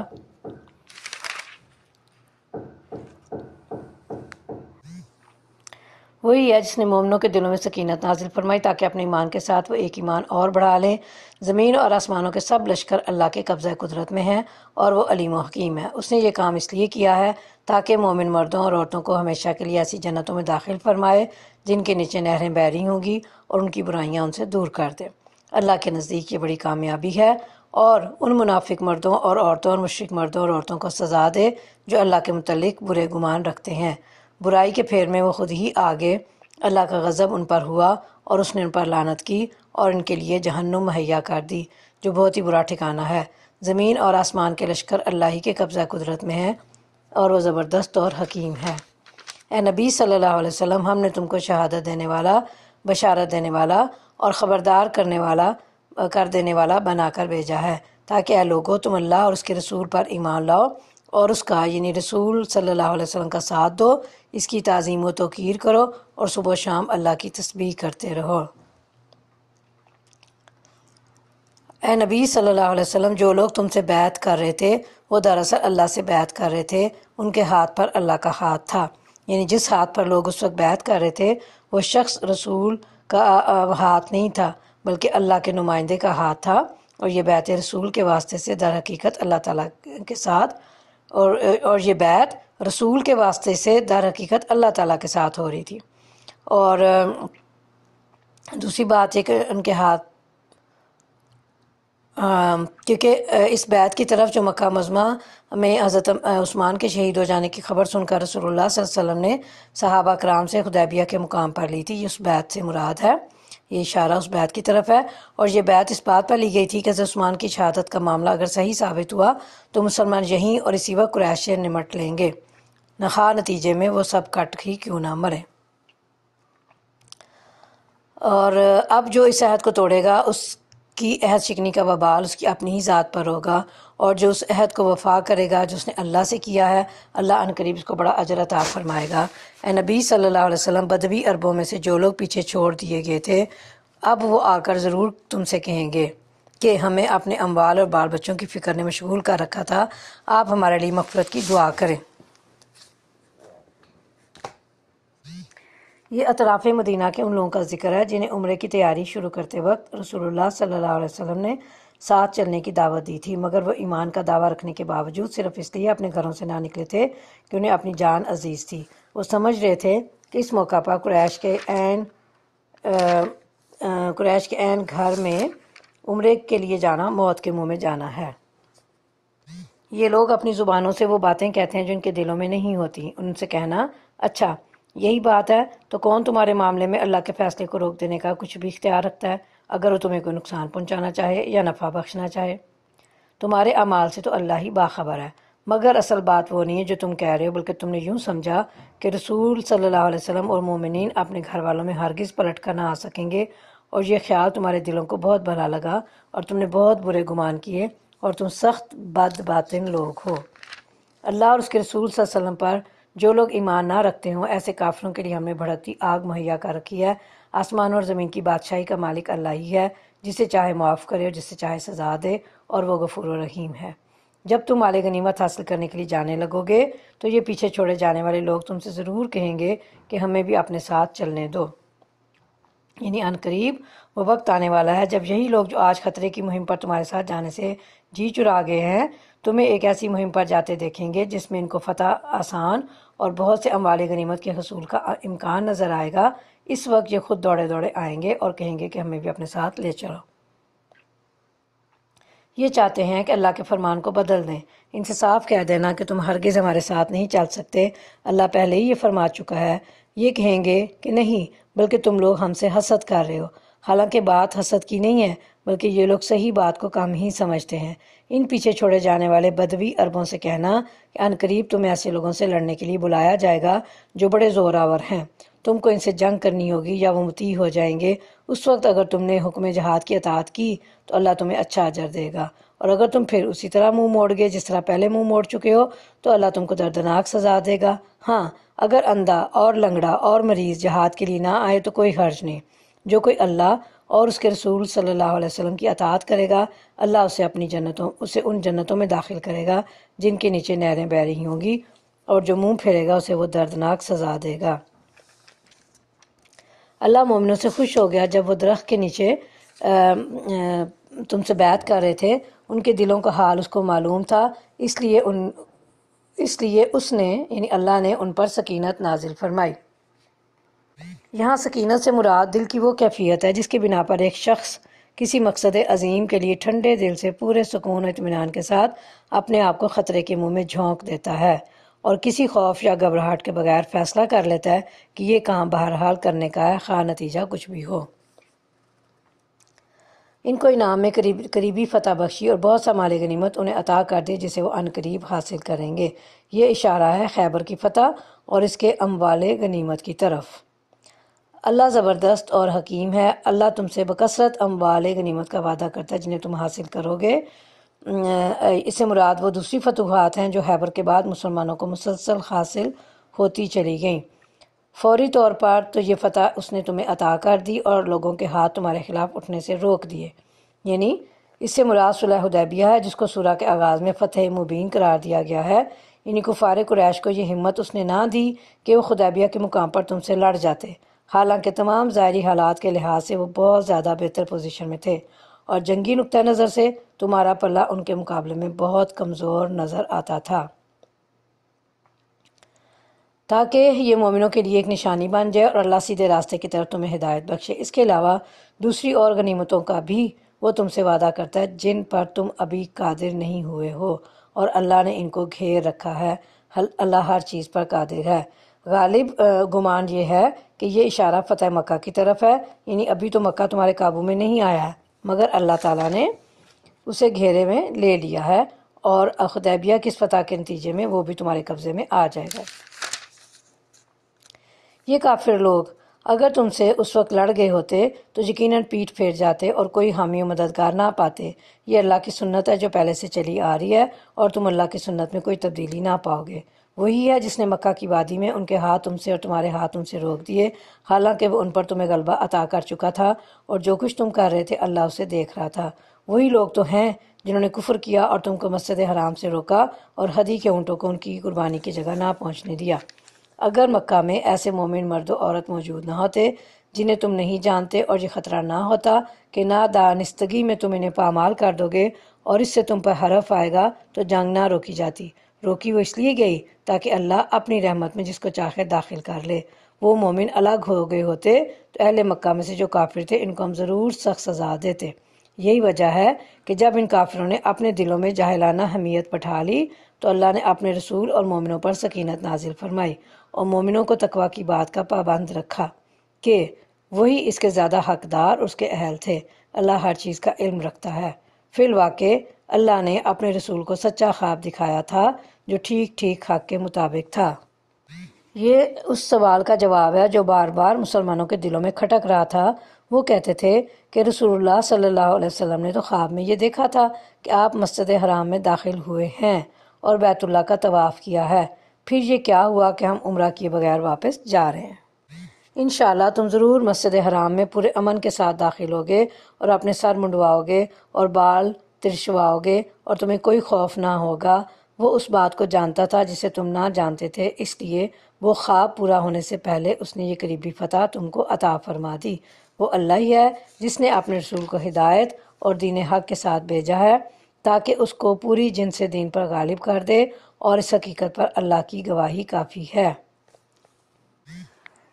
اس مقام پر یہ بات ارشاد فرمانے کی وجہ یہ ہے کہ حدیبیہ میں جب معاہدہ صلح لکھا جانے لگا تھا اس وقت کفار مکہ نے نبی کریم صلی اللہ علیہ وسلم کے اسم گرامی کے ساتھ رسول اللہ کا لفظ لکھنے پر اعتراض کیا تھا۔ اس پر فرمایا گیا کہ رسول کا رسول ہونا تو ایک حقیقت ہے جس میں کسی کے ماننے یا نہ ماننے سے کوئی فرق واقع نہیں ہوتا۔ اس کو اگر کچھ لوگ نہیں مانتے تو نہ مانے، اس کے حقیقت ہونے پر صرف اللہ کی شہادت کافی ہے۔ محمد صلی اللہ علیہ وسلم اللہ کے رسول ہیں اور جو لوگ ان کے ساتھ ہیں وہ کفار پر سخت اور آپس میں رحیم ہیں۔ تم جب دیکھو گے انہیں رکوع و سجود اور اللہ کے فضل اس کی خوشنودی کی طلب میں مشغول پاؤ گے۔ سجود کے اثرات ان کے چہروں پر موجود ہیں جن سے وہ الگ پہچانے جاتے ہیں۔ یہ ہے ان کی صفت تورات میں، اور انجیل میں ان کی مثال یوں دی گئی ہے کہ گویا ایک کھیتی ہے جس نے پہلے کونپل نکالی، پھر اس کو تقویت دی، پھر وہ گدرائی، پھر اپنے تنے پر کھڑی ہو گئی۔ کاشت کرنے والوں کو وہ خوش کرتی ہے تاکہ کفار ان کے پھلنے پھولنے پر جلیں۔ اس گروہ کے لوگ جو ایمان لائے ہیں اور جنہوں نے نیک عمل کیے ہیں اللہ نے ان سے مغفرت اور بڑے اجر کا وعدہ فرمایا ہے۔ سورہ حجرات ہماری شروع ہو رہی ہے اور ہمارا پارہ نمبر 26 ابھی چل رہا ہے. 3 سورہ اس میں ہوں گی انشاءاللہ، تو پھر یہ پارہ ہمارا مکمل ہو جائے گا. آیت نمبر 4 کے فکر ان الذین ینادونک من وراء الحجرات سے محفوظ ہے. مراد یہ ہے کہ وہ سورہ جس میں لفظ الحجرات آیا ہے. زمانہ نزول، یہ سورہ کے مضامین بھی اس کی تائید کرتے ہیں کہ یہ سورہ مختلف مواقع پر نازل شدہ احکام و ہدایات کا مجموعہ ہے. علاوہ بری روایات سے یہ بھی معلوم ہوتا ہے کہ ان میں سے اکثر احکام مدینہ طیبہ کے آخری دور میں نازل ہوئے ہیں. مثلا آیت نمبر 4 کے متعلق مفسرین کا بیان ہے کہ بنی تمیم کے بارے میں نازل ہوئی تھی، جن کے وفد نے آ کر ازواج مطہرات کے حجروں کے باہر سے نبی صلی اللہ علیہ وسلم کو پکارنا شروع کر دیا تھا. اور تمام کتب سیرت میں اس وفد کی آمد کا زمانہ 9 ہجری میں بیان کیا گیا ہے. اور اس سورہ میں کا جو موضوع ہے مسلمانوں کو آداب کی تعلیم دینا جو اہل ایمان کے شاہجان شان ہے. اعوذ باللہ من الشیطان الرجیم، بسم اللہ الرحمن الرحیم. یا ایہا الذین آمنوا لا تقدموا بین یدی اللہ ورسولہ واتقوا اللہ ان اللہ سمیع علیم. یا ایہا الذین آمنوا لا ترفعوا اصواتکم فوق صوت النبی ولا تجہروا لہ بالقول کجہر بعضکم لبعض ان تحبط اعمالکم وانتم لا تشعرون. صدق اللہ العظیم. اللہ کے نام سے جو نہایت مہربان اور رحم فرمانے والا ہے. اے لوگو جو ایمان لائے ہو، اللہ اور اس کے رسول صلی اللہ علیہ وسلم کے آگے پیش قدمی نہ کرو اور اللہ سے ڈرو. اللہ سب کچھ سننے اور جاننے والا ہے. پہلی آیت میں مسلمانوں کو جو ادب سکھایا گیا اس کا مطلب ہے کہ دین کے معاملے میں اپنے طور پر کوئی فیصلہ نہ کرو، نہ اپنی سمجھ اور رائے کو ترجیح دو، بلکہ اللہ اور رسول صلی اللہ علیہ وسلم کی اطاعت کرو. اپنی طرف سے دین میں اضافہ یا بدعات کی ایجاد اللہ اور رسول سے آگے بڑھنے کی ناپاک جسارت ہے جو کسی بھی صاحب ایمان کے لائق نہیں. اسی طرح کوئی فتویٰ قرآن و حدیث میں غور و فکر کے بغیر نہ دیا جائے، اور دینے کے بعد اگر اس کا نص شرعی کے خلاف ہونا واضح ہو جائے تو اس پر اصرار بھی اس آیت میں دیے گئے حکم کے منافی ہے. مومن کی شان تو اللہ رسول کے احکام کے سامنے سر تسلیم و اطاعت خم کر دینا ہے، نہ کہ ان کے مقابلے میں اپنی بات پر یا کسی امام کی رائے پر اڑے رہنا. اے لوگوں جو ایمان لائے ہو، اپنی آواز نبی کی آواز سے بلند نہ کرو اور نہ نبی کے ساتھ اونچی آواز سے بات کرو جس طرح تم آپس میں ایک دوسرے سے کرتے ہو، کہیں ایسا نہ ہو کہ تمہارا کیا کرایا سب غارت ہو جائے اور تمہیں خبر بھی نہ ہو. جو لوگ رسول خدا کے حضور بات کرتے ہوئے اپنی آواز پست رکھتے ہیں وہ در حقیقت وہی لوگ ہیں جن کے دلوں کو اللہ نے تقویٰ کے لیے جانچ لیا ہے. ان کے لیے مغفرت ہے اور اجر عظیم. اس میں رسول اللہ صلی اللہ علیہ وسلم کے لیے اس ادب و تعظیم اور احترام و تکریم کا بیان ہے جو ہر مسلمان سے مطلوب ہے. پہلا ادب یہ ہے کہ آپ کی موجودگی میں جب تم آپس میں گفتگو کرو تو تمہاری آواز نبی صلی اللہ علیہ وسلم کی آواز سے بلند نہ ہو. دوسرا ادب، جب خود نبی صلی اللہ علیہ وسلم سے کلام کرو تو نہایت وقار اور سکون سے کرو. اس طرح اونچی اونچی آواز سے نہ کرو جس طرح تم آپس میں بے تکلفی سے ایک دوسرے کے ساتھ بات کرتے ہو. بعض نے کہا ہے کہ اس کا مطلب یہ ہے کہ یا محمد یا احمد نہ کہو، بلکہ ادب سے یا رسول اللہ صلی اللہ علیہ وسلم کہہ کر خطاب کرو. اگر ادب و احترام کے ان تقاضوں کو ملحوظ نہ رکھو گے تو بے ادبی کا احتمال ہے جس سے بے شعوری میں تمہارے عمل برباد ہو سکتے ہیں. اگلی آیت میں ان لوگوں کی تعریف ہے جو رسول اللہ صلی اللہ علیہ وسلم کی عظمت و جلالت کا خیال رکھتے ہوئے اپنی آوازیں پست رکھتے تھے. اے نبی صلی اللہ علیہ وسلم، جو لوگ تمہیں حجروں کے باہر سے پکارتے ہیں ان میں سے اکثر بے عقل ہیں، وہ تمہارے برآمد ہونے تک صبر کرتے تو انہی کے لیے بہتر تھا. اللہ درگزر کرنے والا اور رحیم ہے.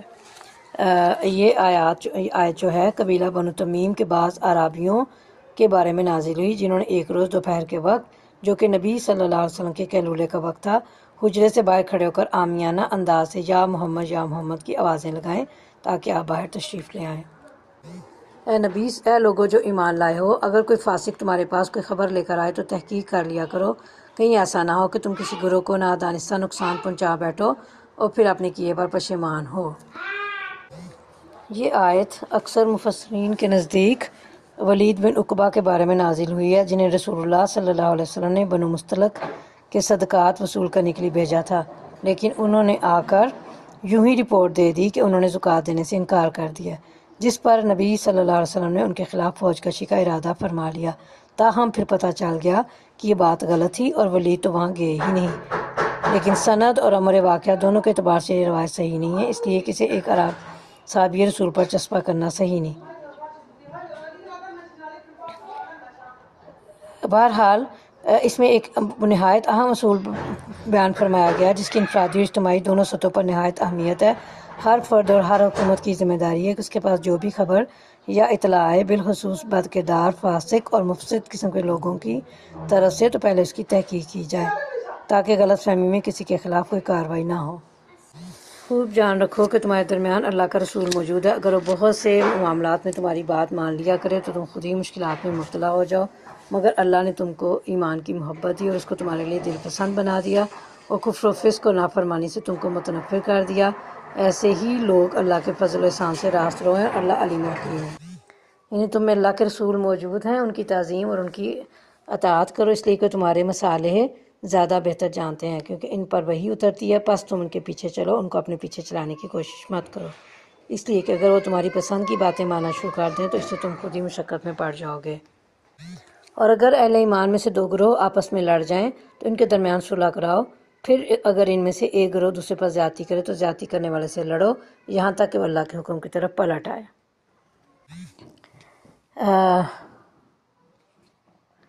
یہ نہیں فرمایا کہ جب اہل ایمان میں سے دو گروہ آپس میں لڑیں، بلکہ فرمایا کہ اگر اہل ایمان میں سے دو گروہ آپس میں لڑ جائیں۔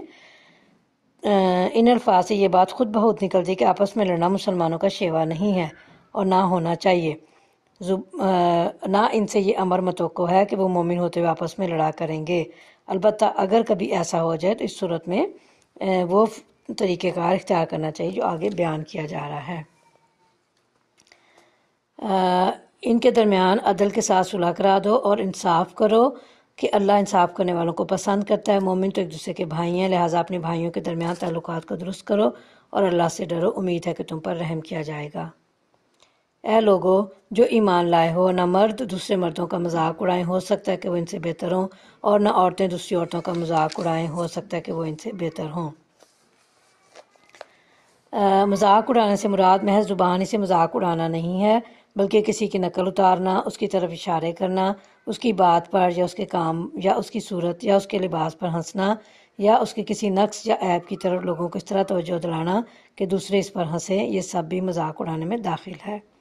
آپس میں ایک دوسرے پر تان نہ کرو، اس مفہوم میں چوٹیں کرنا، پھپتیاں کسنا، الزام دھرنا، اعتراض جڑنا، عیب چینی کرنا اور کھلم کھلا یا زیر لب اشاروں سے کسی کو نشانہ ملامت بنانا، یہ سب افعال اس میں شامل ہیں۔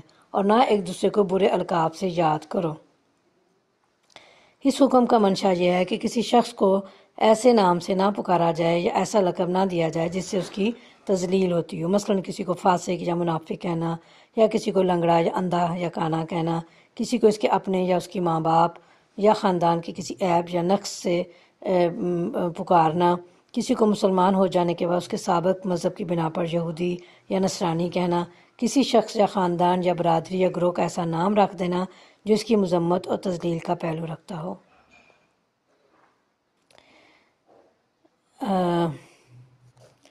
ایمان لانے کے بعد فسق میں نام پیدا کرنا بہت بری بات ہے۔ جو لوگ اس روش سے باز نہ آئے وہ ظالم ہے۔ اے لوگو جو ایمان لائے ہو، بہت زیادہ گمان کرنے سے پرہیز کرو کہ بعض گمان گناہ ہوتے ہیں۔ یہاں ٹوٹلی گمان کرنے سے نہیں روکا گیا ہے، بلکہ بہت زیادہ گمان سے کام لینے اور ہر طرح کے گمان کی پیروی کرنے سے منع فرمایا گیا ہے، اور اس کی وجہ یہ بتائی گئی کہ بعض گمان گناہ ہوتے ہیں۔ دراصل جو گمان گناہ ہے وہ یہ ہے کہ آدمی کسی شخص سے بلا سبب بدگمانی کرے یا دوسروں کے متعلق رائے قائم کرنے میں ہمیشہ بدگمانی ہی سے ابتدا کیا کرے، یا ایسے لوگوں کے معاملے میں بدظنی سے کام لے جن کا ظاہر حال یہ بتا رہا ہو کہ وہ نیک اور شریف ہیں۔ اسی طرح یہ بات بھی گناہ ہے کہ ایک شخص کے کسی قول یا فعل میں برائی اور بھلائی کا یکساں احتمال ہو اور ہم محض بدظنی سے کام لے کر اس کو برائی پر محمول کریں۔ تجسس نہ کرو، دوسرا حکم اس میں یہ دیا گیا کہ تجسس نہیں کرنا ہے، ٹھیک ہے جی۔ اور اس کو دیکھتے ہیں، یعنی لوگوں کے راز نہ ٹٹولو، ایک دوسرے کے عیب نہ تلاش کرو، دوسروں کے حالات اور معاملات کی ٹو نہ لگاتے پھرو، لوگوں کے نجی خطوط پڑھنا، دو آدمیوں کی باتیں کان لگا کر سننا، ہمسایوں کے گھر میں جھانکنا اور مختلف طریقوں سے دوسروں کی خانگی زندگی یا ان کے ذاتی معاملات کی ٹٹول کرنا، یہ سب اس تجسس میں داخل ہیں جس سے منع فرمایا گیا ہے۔ اور تم میں سے کوئی کسی کی غیبت نہ کرے۔ اچھا جی، رسول اللہ صلی اللہ علیہ وسلم سے پوچھا گیا کہ غیبت کی تعریف کیا ہے؟ آپ نے فرمایا غیبت یہ ہے کہ تو اپنے بھائی کا ذکر اس طرح کرے جو اسے ناگوار ہو۔ عرض کیا گیا کہ اگر میرے بھائی میں وہ بات پائی جاتی ہو جو میں کہہ رہا ہوں تو اس صورت میں آپ کا کیا خیال ہے؟ فرمایا اگر اس میں وہ بات پائی جاتی ہو تو نے اس کی غیبت کی، اور اگر اس میں وہ موجود نہ ہو تو نے اس پر بہتان لگایا۔ اس حرمت سے مستثنیٰ صرف وہ صورتیں ہیں جن میں کسی شخص کے پیٹھ پیچھے یا اس کے مرنے کے بعد اس کی برائی بیان کرنے کی کوئی ایسی ضرورت لاحق ہو جو شریعت کی نگاہ میں ایک صحیح ضرورت ہو، اور وہ ضرورت غیبت کے بغیر پوری نہ ہو سکتی ہو، اور اس کے لیے اگر غیبت نہ کی جائے تو غیبت کی بنسبت زیادہ بڑی برائی لازم آتی ہو۔ نبی صلی اللہ علیہ وسلم نے اس استثناء کو اصولاً یوں بیان فرمایا ہے کہ بدترین زیادتی کسی مسلمان کی عزت پر ناحق حملہ کرنا ہے۔ کیا تمہارے اندر کوئی ایسا ہے جو اپنے مرے ہوئے بھائی کا گوشت کھانا پسند کرے گا؟ دیکھو تم خود اس سے گھن کھاتے ہو، اللہ سے ڈرو، اللہ بڑا توبہ قبول کرنے والا اور رحیم ہے۔ لوگو، ہم نے تم کو ایک مرد اور ایک عورت سے پیدا کیا اور پھر تمہاری قومیں اور برادریاں بنا دیں تاکہ تم ایک دوسرے کو پہچانو۔ در حقیقت اللہ کے نزدیک تم میں سب سے زیادہ عزت والا وہ ہے جو تمہارے اندر سب سے زیادہ پرہیزگار ہے۔ یقیناً اللہ سب کچھ جاننے والا اور باخبر ہے۔ یعنی نسل، رنگ، زبان، وطن اور قومیت کا تعصب۔ اس مختصر سی آیت میں اللہ تعالیٰ نے تمام انسانوں کو مخاطب کر کے تین نہایت اہم اصولی حقیقتیں بیان فرمائی ہیں۔ ایک یہ کہ تم سب کی اصل ایک ہی ہے، ایک ہی مرد اور ایک ہی عورت سے تمہاری پوری نوع وجود میں آئی ہے، اور آج تمہاری جتنی نسلیں بھی دنیا میں پائی جاتی ہیں وہ در حقیقت ایک ابتدائی نسل کی شاخیں ہیں جو ایک ماں اور باپ سے شروع ہوئی تھیں۔ دوسرے یہ کہ اپنی اصل کے اعتبار سے ایک ہونے کے باوجود تمہارا قوموں اور قبیلوں میں تقسیم ہو جانا ایک فطری امر تھا، مگر اس فطری فرق و اختلاف کا تقاضا یہ ہرگز نہ تھا کہ اس کی بنیاد پر اونچ نیچ اور شریف اور کمین، برتر اور کمتر کے امتیازات قائم کیے جائیں۔ ایک نسل دوسری نسل پر اپنی فضیلت جتائے، ایک رنگ کے لوگ دوسرے رنگ کے لوگوں کو ذلیل و حقیر جانیں، اور ایک قوم دوسری قوم پر اپنی برتری جتائے۔ خالق نے جس وجہ سے انسانی گروہوں کو اقوام اور قبائل کی شکل میں مرتب کیا تھا وہ صرف یہ تھی کہ ان کے درمیان باہمی تعاون اور تعارف کی فطری صورت یہی تھی۔ تیسرے یہ کہ انسان اور انسان کے درمیان فضیلت اور برتری کی بنیاد اگر کوئی ہے اور ہو سکتی ہے تو وہ صرف اخلاقی فضیلت ہے۔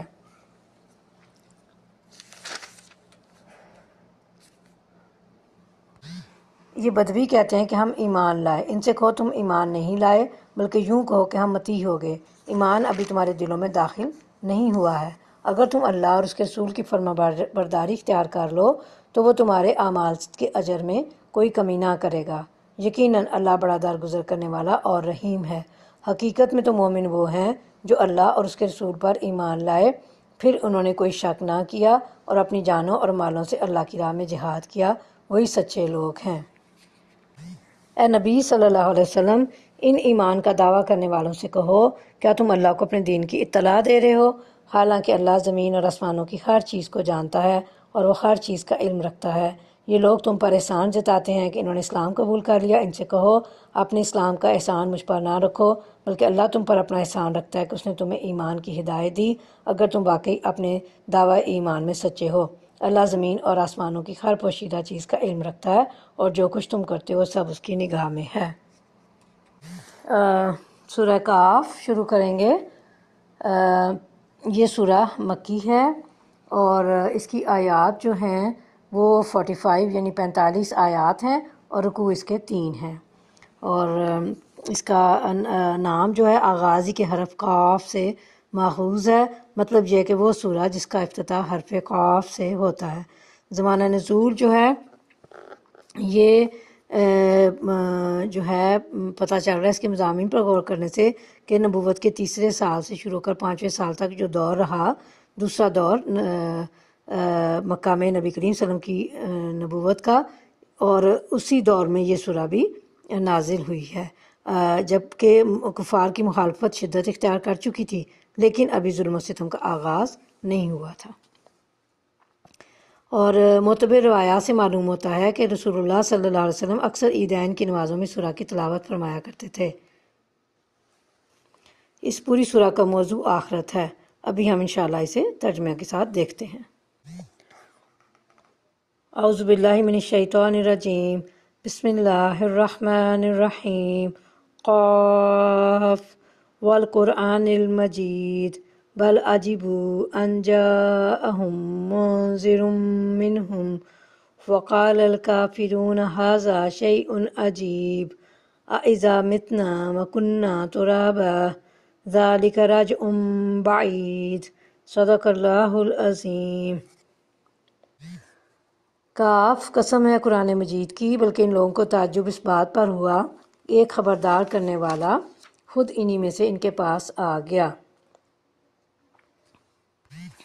مطلب یہ ہے کہ اہل مکہ نے حضرت محمد مصطفیٰ صلی اللہ علیہ وسلم کی رسالت کو ماننے سے کسی معقول بنیاد پر انکار نہیں کیا، بلکہ اس سراسر غیر معقول بنیاد پر کیا ہے کہ ان کی اپنی جنس کے ایک بشر اور ان کی اپنی قوم کے ایک فرد کا اللہ کی طرف سے خبردار بن کر آ جانا ان کے نزدیک سخت قابل تعجب بات ہے۔ منکرین کہنے لگے یہ تو عجیب بات ہے، کیا جب ہم مر جائیں گے اور خاک ہو جائیں گے تو دوبارہ اٹھائے جائیں گے؟ یہ واپسی تو عقل سے بعید ہے، حالانکہ زمین ان کے جسم میں سے جو کچھ کھاتی ہے وہ سب ہمارے علم میں ہے اور ہمارے پاس ایک کتاب ہے جس میں سب کچھ محفوظ ہے۔ بلکہ ان لوگوں نے تو جس وقت حق ان کے پاس آیا اسی وقت اسے صاف جھٹلا دیا، اسی وجہ سے اب یہ الجھن میں پڑے ہوئے ہیں۔ اچھا، تو کیا انہوں نے کبھی اپنے اوپر آسمان کی طرف نہیں دیکھا؟ کس طرح ہم نے اسے بنایا اور آراستہ کیا اور اس میں کہیں کوئی رخنہ نہیں ہے، اور زمین کو ہم نے بچھایا اور اس میں پہاڑ جمائے اور اس کے اندر ہر طرح کی خوش منظر نباتات اگا دیں۔ یہ ساری چیزیں آنکھیں کھولنے والی اور سبق دینے والی ہیں ہر اس بندے کے لیے جو حق کی طرح رجوع کرنے والا ہو۔ اور آسمان سے ہم نے برکت والا پانی نازل کیا، پھر اس سے باغ اور فصل کے غلے اور بلند و بالا کھجور کے درخت پیدا کر دیے جن پر پھلوں سے لدے ہوئے خوشے تہ بر تہ لگتے ہیں۔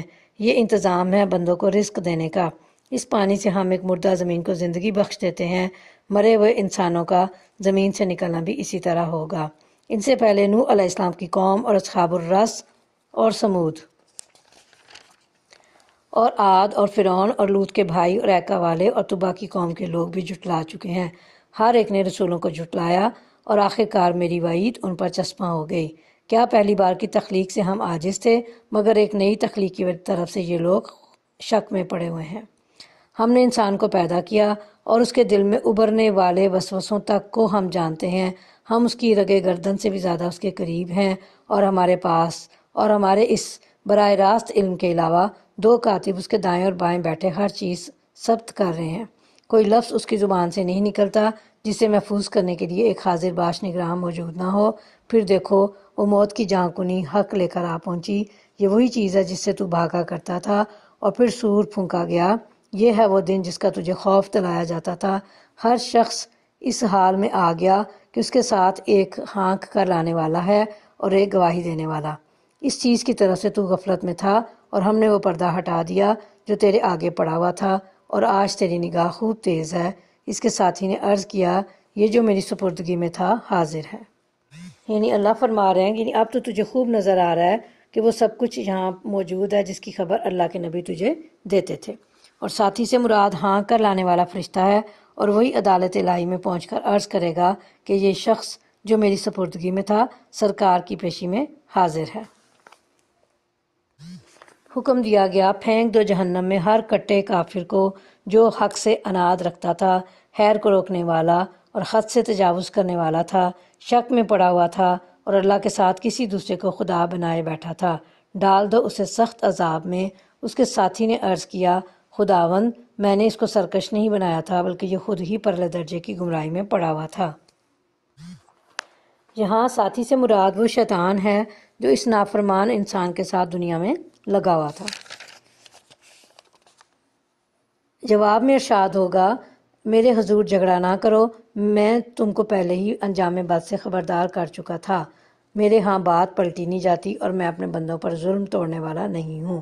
وہ دن جب کہ ہم جہنم سے پوچھیں گے کیا تو بھر گئی، اور وہ کہے گی کیا اور کچھ ہے۔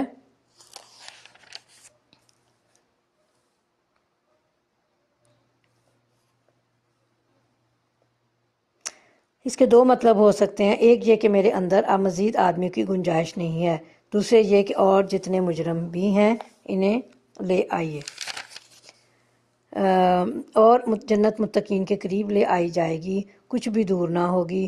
ارشاد ہوگا یہ ہے وہ چیز جس کا تم سے وعدہ کیا جاتا تھا، ہر اس شخص کے لیے جو بہت رجوع کرنے والا۔ رجوع کرنے سے مراد کیا ہے کہ وہ شخص جس نے نافرمانی اور خواہشات نفس کی پیروی کا راستہ چھوڑ کر اطاعت اور اللہ کی رضا جوئی کا راستہ اختیار کر لیا ہو، جو کثرت سے اللہ کو یاد کرنے والا اور اپنے تمام معاملات میں اس کی طرف رجوع کرنے والا ہو۔ اور دوسری خوبی کیا بتائی گئی ہے متقین کی؟ اللہ فرما رہے ہیں اور بڑی نگہداشت کرنے والا تھا۔ اس سے مراد ایسا شخص ہے جو اللہ کے حدود اور اس کے فرائض اور اس کی حرمتوں اور اس کی سپرد کی ہوئی امانتوں کی حفاظت کرے، جو ہر وقت اپنا جائزہ لے کر دیکھتا رہے کہ کہیں میں اپنے قول یا فعل میں اپنے رب کی نافرمانی تو نہیں کر رہا ہوں، اور جو بے دیکھے رحمان سے ڈرتا تھا اور جو دل گرویدہ لیے ہوئے آیا ہے۔ داخل ہو جا جنت میں سلامتی کے ساتھ، وہ دن حیات ابدی کا دن ہوگا، وہاں ان کے لیے وہ سب کچھ ہوگا جو وہ چاہیں گے، اور ہمارے پاس اس سے زیادہ بھی بہت کچھ ان کے لیے ہے۔ ہم ان سے پہلے بہت سی قوموں کو ہلاک کر چکے ہیں جو ان سے زیادہ طاقتور تھیں اور دنیا کے ملکوں کو انہوں نے چھان مارا تھا، پھر کیا وہ کوئی جائے پناہ پا سکے؟ اس تاریخ میں عبرت کا سبق ہے ہر اس شخص کے لیے جو دل رکھتا ہو یا جو توجہ سے بات سنے۔ ہم نے زمین اور آسمانوں کو اور ان کے درمیان کی ساری چیزوں کو 6 دنوں میں پیدا کر دیا اور ہمیں کوئی تکان لاحق نہ ہوئی۔ پس نبی صلی اللہ علیہ وسلم جو باتیں یہ لوگ بناتے ہیں ان پر صبر کرو اور اپنے رب کی حمد کے ساتھ اس کی تسبیح کرتے رہو، طلوع آفتاب اور غروب آفتاب سے پہلے اور رات کے وقت، پھر اس کی تسبیح کرو اور سجدہ ریزیوں سے فارغ ہونے کے بعد بھی۔ اور سنو، جس دن منادی کرنے والا ہر شخص کے قریب ہی سے پکارے گا، اس سے مراد یہ ہے کہ جو شخص جہاں مرا پڑا ہوگا یا جہاں بھی دنیا میں اس کی موت واقع ہوئی تھی، وہیں خدا کی منادی کی آواز اس کو پہنچے گی کہ اٹھو اور چلو اپنے رب کی طرف اپنا حساب دینے کے لیے۔ یہ آواز کچھ اس طرح کی ہوگی کہ روئے زمین کے چپے چپے پر جو شخص بھی زندہ ہو کر اٹھے گا وہ محسوس کرے گا کہ پکارنے والے نے کہیں قریب ہی سے اس کو پکارا ہے۔ جس دن سب لوگ آواز حشر کو ٹھیک ٹھیک سن رہے ہوں گے اور زمین سے مردوں کے نکلنے کا دن ہوگا، ہم ہی زندگی بخشنے والے ہیں اور ہم ہی موت دیتے ہیں، اور ہماری طرف ہی اس دن سب کو پلٹنا ہے جب زمین پھٹے گی اور لوگ اس کے اندر سے نکل کر تیز تیز بھاگے جا رہے ہوں گے۔ اے نبی صلی اللہ علیہ وسلم، جو باتیں یہ لوگ بنا رہے ہیں انہیں ہم خوب جانتے ہیں، اور تمہارا کام ان سے جبراً بات منوانا نہیں ہے، بس تم اس قرآن کے ذریعے سے ہر اس شخص کو نصیحت کر دو جو میری تنبیہ سے ڈرے۔ 26واں پارہ ہمارا چل رہا ہے اور سورہ زاریات اس میں شروع کرتے ہیں، اور سورہ زاریات کی تقریباً جو ہیں وہ 20 آیات انشاءاللہ سورہ پارہ نمبر 26 میں شامل ہوں گی۔ سورہ زاریات بھی مکی سورہ ہے، آیات اس کی 60 ہیں اور رکوع اس کے 3 ہیں۔ تو شروع کرتے ہیں سورہ۔ بسم اللہ الرحمن الرحیم۔ والزاریات ذروا فالحاملات وقرا فالجاریات یسرا فالمقسمات امرا انما توعدون لصادق وان الدین لواقع۔ صدق اللہ العظیم۔ نام سورہ زاریات کا پہلے لفظ والزاریات سے ماخوذ ہے۔ مراد یہ ہے کہ وہ سورہ جس کی ابتدا لفظ زاریات سے ہوئی ہے۔ زمانہ نزول اس کے انداز بیان سے محسوس ہو رہا ہے کہ سورہ اس زمانے میں نازل ہوئی جب نبی صلی اللہ علیہ وسلم کی دعوت کا مقابلہ تکذیب یعنی جھٹلانے سے، استہزاء یعنی مذاق اڑانے سے، اور جھوٹے الزامات سے تو بڑے زور و شور سے ساتھ ہو رہا تھا، مگر ابھی ظلم و تشدد کی چکی چلنی شروع نہیں ہوئی تھی۔ اس لیے یہ بھی اسی دور کی نازل شدہ معلوم ہوتی ہے جس میں سورہ کاف نازل ہوئی ہے۔ اس کا بڑا حصہ آخرت کے موضوع پر ہے اور آخر میں توحید کی دعوت پیش کی گئی ہے۔ اس کے ساتھ ساتھ لوگوں کو اس بات پر بھی متنبہ کیا گیا ہے کہ انبیاء علیہم السلام کی بات نہ ماننا اور اپنے جاہلانہ تصورات پر اصرار کرنا خود انہی قوموں کے لیے تباہ کن ثابت ہوا ہے جنہوں نے یہ روش اختیار کی ہے۔ شروع اللہ کے نام سے جو بے انتہا مہربان اور رحم فرمانے والا ہے۔ قسم ہے ان ہواؤں کی جو گرد اڑانے والی ہیں، پھر پانی سے لدے ہوئے بادل اٹھانے والی ہیں، پھر سبک رفتاری کے ساتھ چلنے والی ہیں، پھر ایک بڑے کام یعنی بارش کی تقسیم کرنے والی ہیں۔ حق یہ ہے کہ جس چیز کا تمہیں خوف دلایا جا رہا ہے وہ سچی ہے اور جزائے اعمال ضرور پیش آنی ہے۔ یہ ہے وہ بات جس پر قسم کھائی گئی ہے۔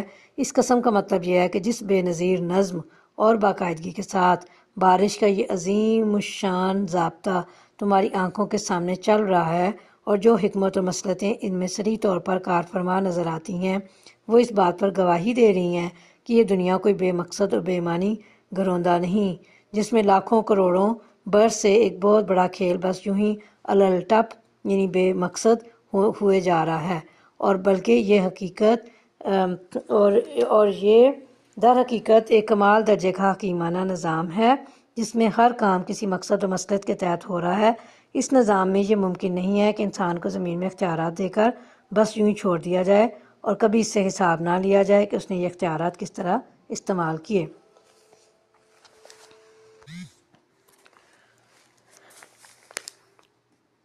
قسم ہے متفرق شکلوں والے آسمان کی، آخرت کے بارے میں تمہاری بات ایک دوسرے سے مختلف ہے، اس سے وہی برگشتہ ہوتا ہے جو حق سے پھرا ہوا ہو۔ یعنی جس طرح آسمان کے بادلوں اور تاروں کے جھرمٹوں کی شکلیں مختلف ہیں اور ان میں کوئی مطابقت نہیں پائی جاتی، اسی طرح آخرت کے متعلق تم لوگ بھانت بھانت کی بولیاں بول رہے ہو اور ہر ایک کی بات دوسرے سے مختلف ہے۔ یہ اختلاف اقوال خود ہی اس امر کا ثبوت ہے کہ وحی اور رسالت سے بے نیاز ہو کر انسان نے اپنے اور اس دنیا کے انجام پر جب بھی کوئی رائے قائم کی ہے، علم کے بغیر قائم کیا ہے، ورنہ اگر انسان کے پاس اس معاملے میں فی الواقع براہ راست علم کا کوئی ذریعہ ہوتا تو اتنے مختلف اور متضاد عقیدے پیدا نہ ہوتے۔ مارے گئے قیاس و گمان سے حکم لگانے والے جو جہالت میں غرق اور غفلت میں مدہوش ہیں، یعنی انہیں کچھ پتہ نہیں ہے کہ اپنے ان غلط اندازوں کی وجہ سے وہ کس انجام کی طرف چلے جا رہے ہیں، حالانکہ آخرت کے بارے میں غلط رائے قائم کر کے جو راستہ بھی اختیار کیا گیا ہے وہ تباہی کی طرف جاتا ہے۔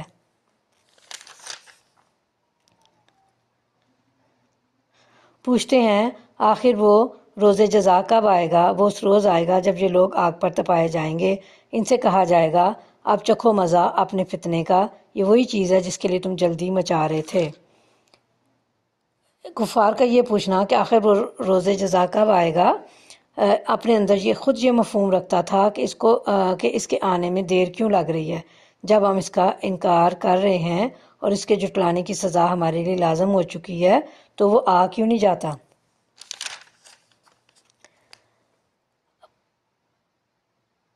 البتہ متقی لوگ اس روز باغوں اور چشموں میں ہوں گے، جو کچھ ان کا رب انہیں دے گا اسے خوشی خوشی لے رہے ہوں گے، اور وہ اس دن کے آنے سے پہلے نیکوکار تھے، راتوں کو کم ہی سوتے تھے، پھر وہی رات کے پچھلے پہروں میں معافی مانگتے تھے اور ان کے مالوں میں حق تھا سائل اور محروم کے لیے۔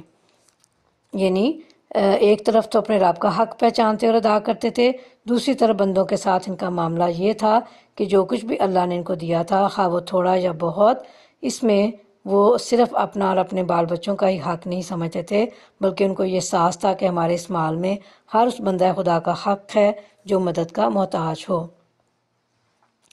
زمین میں بہت سی نشانیاں ہیں یقین لانے والوں کے لیے اور خود تمہارے اپنے وجود میں ہیں، کیا تم کو سوچتا نہیں آسمان ہی میں تمہارا رزق ہے اور وہ چیز بھی جس کا وعدہ تم سے کیا جا رہا ہے۔ کون سی چیز؟ آسمان سے مراد جہاں عالم بالا ہے، اور رزق سے مراد وہ سب کچھ ہے جو دنیا میں انسان کو جینے اور کام کرنے کے لیے دیا جاتا ہے، اور جس چیز کا وعدہ کیا جا رہا ہے اس سے مراد قیامت، حشر نشر، محاسبہ، باز پرس، جزا و سزا اور جنت دوزخ ہیں، جن کے رونما ہونے کا وعدہ تمام کتب آسمانی میں کیا گیا ہے اور قرآن میں کیا جا رہا ہے۔ زمین میں بہت سی نشانیاں ہیں، پس قسم ہے آسمان اور زمین کے مالک کی، یہ بات حق ہے ایسی ہی یقینی جیسے تم بول رہے ہو۔ اے نبی صلی اللہ علیہ وسلم، ابراہیم علیہ السلام کے معزز مہمانوں کی حقائق بھی تمہیں پہنچی ہے۔ جب وہ اس کے ہاں آئے تو کہا آپ کو سلام ہے، اس نے کہا آپ لوگوں کو بھی سلام ہے۔ کچھ نہ آشنا سے لوگ ہیں سیاق و سباق کو دیکھتے اس فکرے کے دو معنی ہو سکتے ہیں۔ ایک یہ کہ حضرت ابراہیم علیہ السلام نے خود ان مہمانوں سے فرمایا کہ آپ حضرات سے پہلے کبھی شرف نیاز حاصل نہیں ہوا، آپ شاید اس علاقے میں نئے نئے تشریف لائے ہیں۔ دوسرا مطلب اس آیت کا یہ ہو سکتا ہے کہ ان کے سلام کا جواب دے کر حضرت ابراہیم علیہ السلام نے اپنے دل میں کہا یا گھر میں ضیافت کا انتظام کرنے کے لیے جاتے ہوئے اپنے خادموں سے فرمایا کہ یہ کچھ اجنبی سے لوگ ہیں، پہلے کبھی اس علاقے میں اس شان اور وضاقتہ کے لوگ دیکھنے میں نہیں آئے۔ پھر وہ چپکے سے اپنے گھر والوں کے پاس گیا اور ایک بھنا ہوا موٹا تازہ بچڑا لا کر مہمانوں کے آگے پیش کیا۔ اس نے کہا آپ حضرات کھاتے نہیں؟ پھر وہ اپنے دل میں ان سے ڈرا۔ انہوں نے کہا ڈریے نہیں، اور اسے ایک ذی علم لڑکے کی پیدائش کی خوشخبری سنائی۔ یہ سن کر اس کی بیوی چیختی ہوئی آگے بڑھی اور اس نے اپنا منہ لپیٹ لیا اور کہنے لگی بوڑھی بانجھ۔ انہوں نے کہا یہی کچھ فرمایا تیرے رب نے، وہ حکیم ہے اور سب کچھ جانتا ہے۔ یہ حضرت اسحاق علیہ السلام کی پیدائش کی خوشخبری تھی، یعنی ایک تو میں بوڑھی، اوپر سے بانجھ، اب میرے ہاں بچہ ہوگا۔ بائبل کی روایات سے معلوم ہوتا ہے کہ اس وقت حضرت ابراہیم کی عمر 100 سال اور حضرت سارہ کی عمر 90 سال تھی۔ وما علینا الا البلاغ المبین، صدق اللہ العظیم۔ الحمدللہ رب العالمین۔ ہمارا پارہ نمبر 26 جو ہے وہ مکمل ہو گیا آج۔ کل انشاءاللہ تعالی اللہ کے حکم سے ہم پارہ نمبر 27 شروع کریں گے۔ اور دعا کر لیتے ہیں مختصر۔ سبحانک اللہم و بحمدک، نشہد لا الہ الا انت، نستغفرک و نتوب الیک۔ ربنا اننا آمنا فاغفر لنا ذنوبنا وقنا عذاب النار۔ اے ہمارے رب، ہم ایمان لائے، ہماری خطاؤں سے درگزر فرما اور ہمیں آتش دوزخ سے بچا لے۔ آمین ثم آمین۔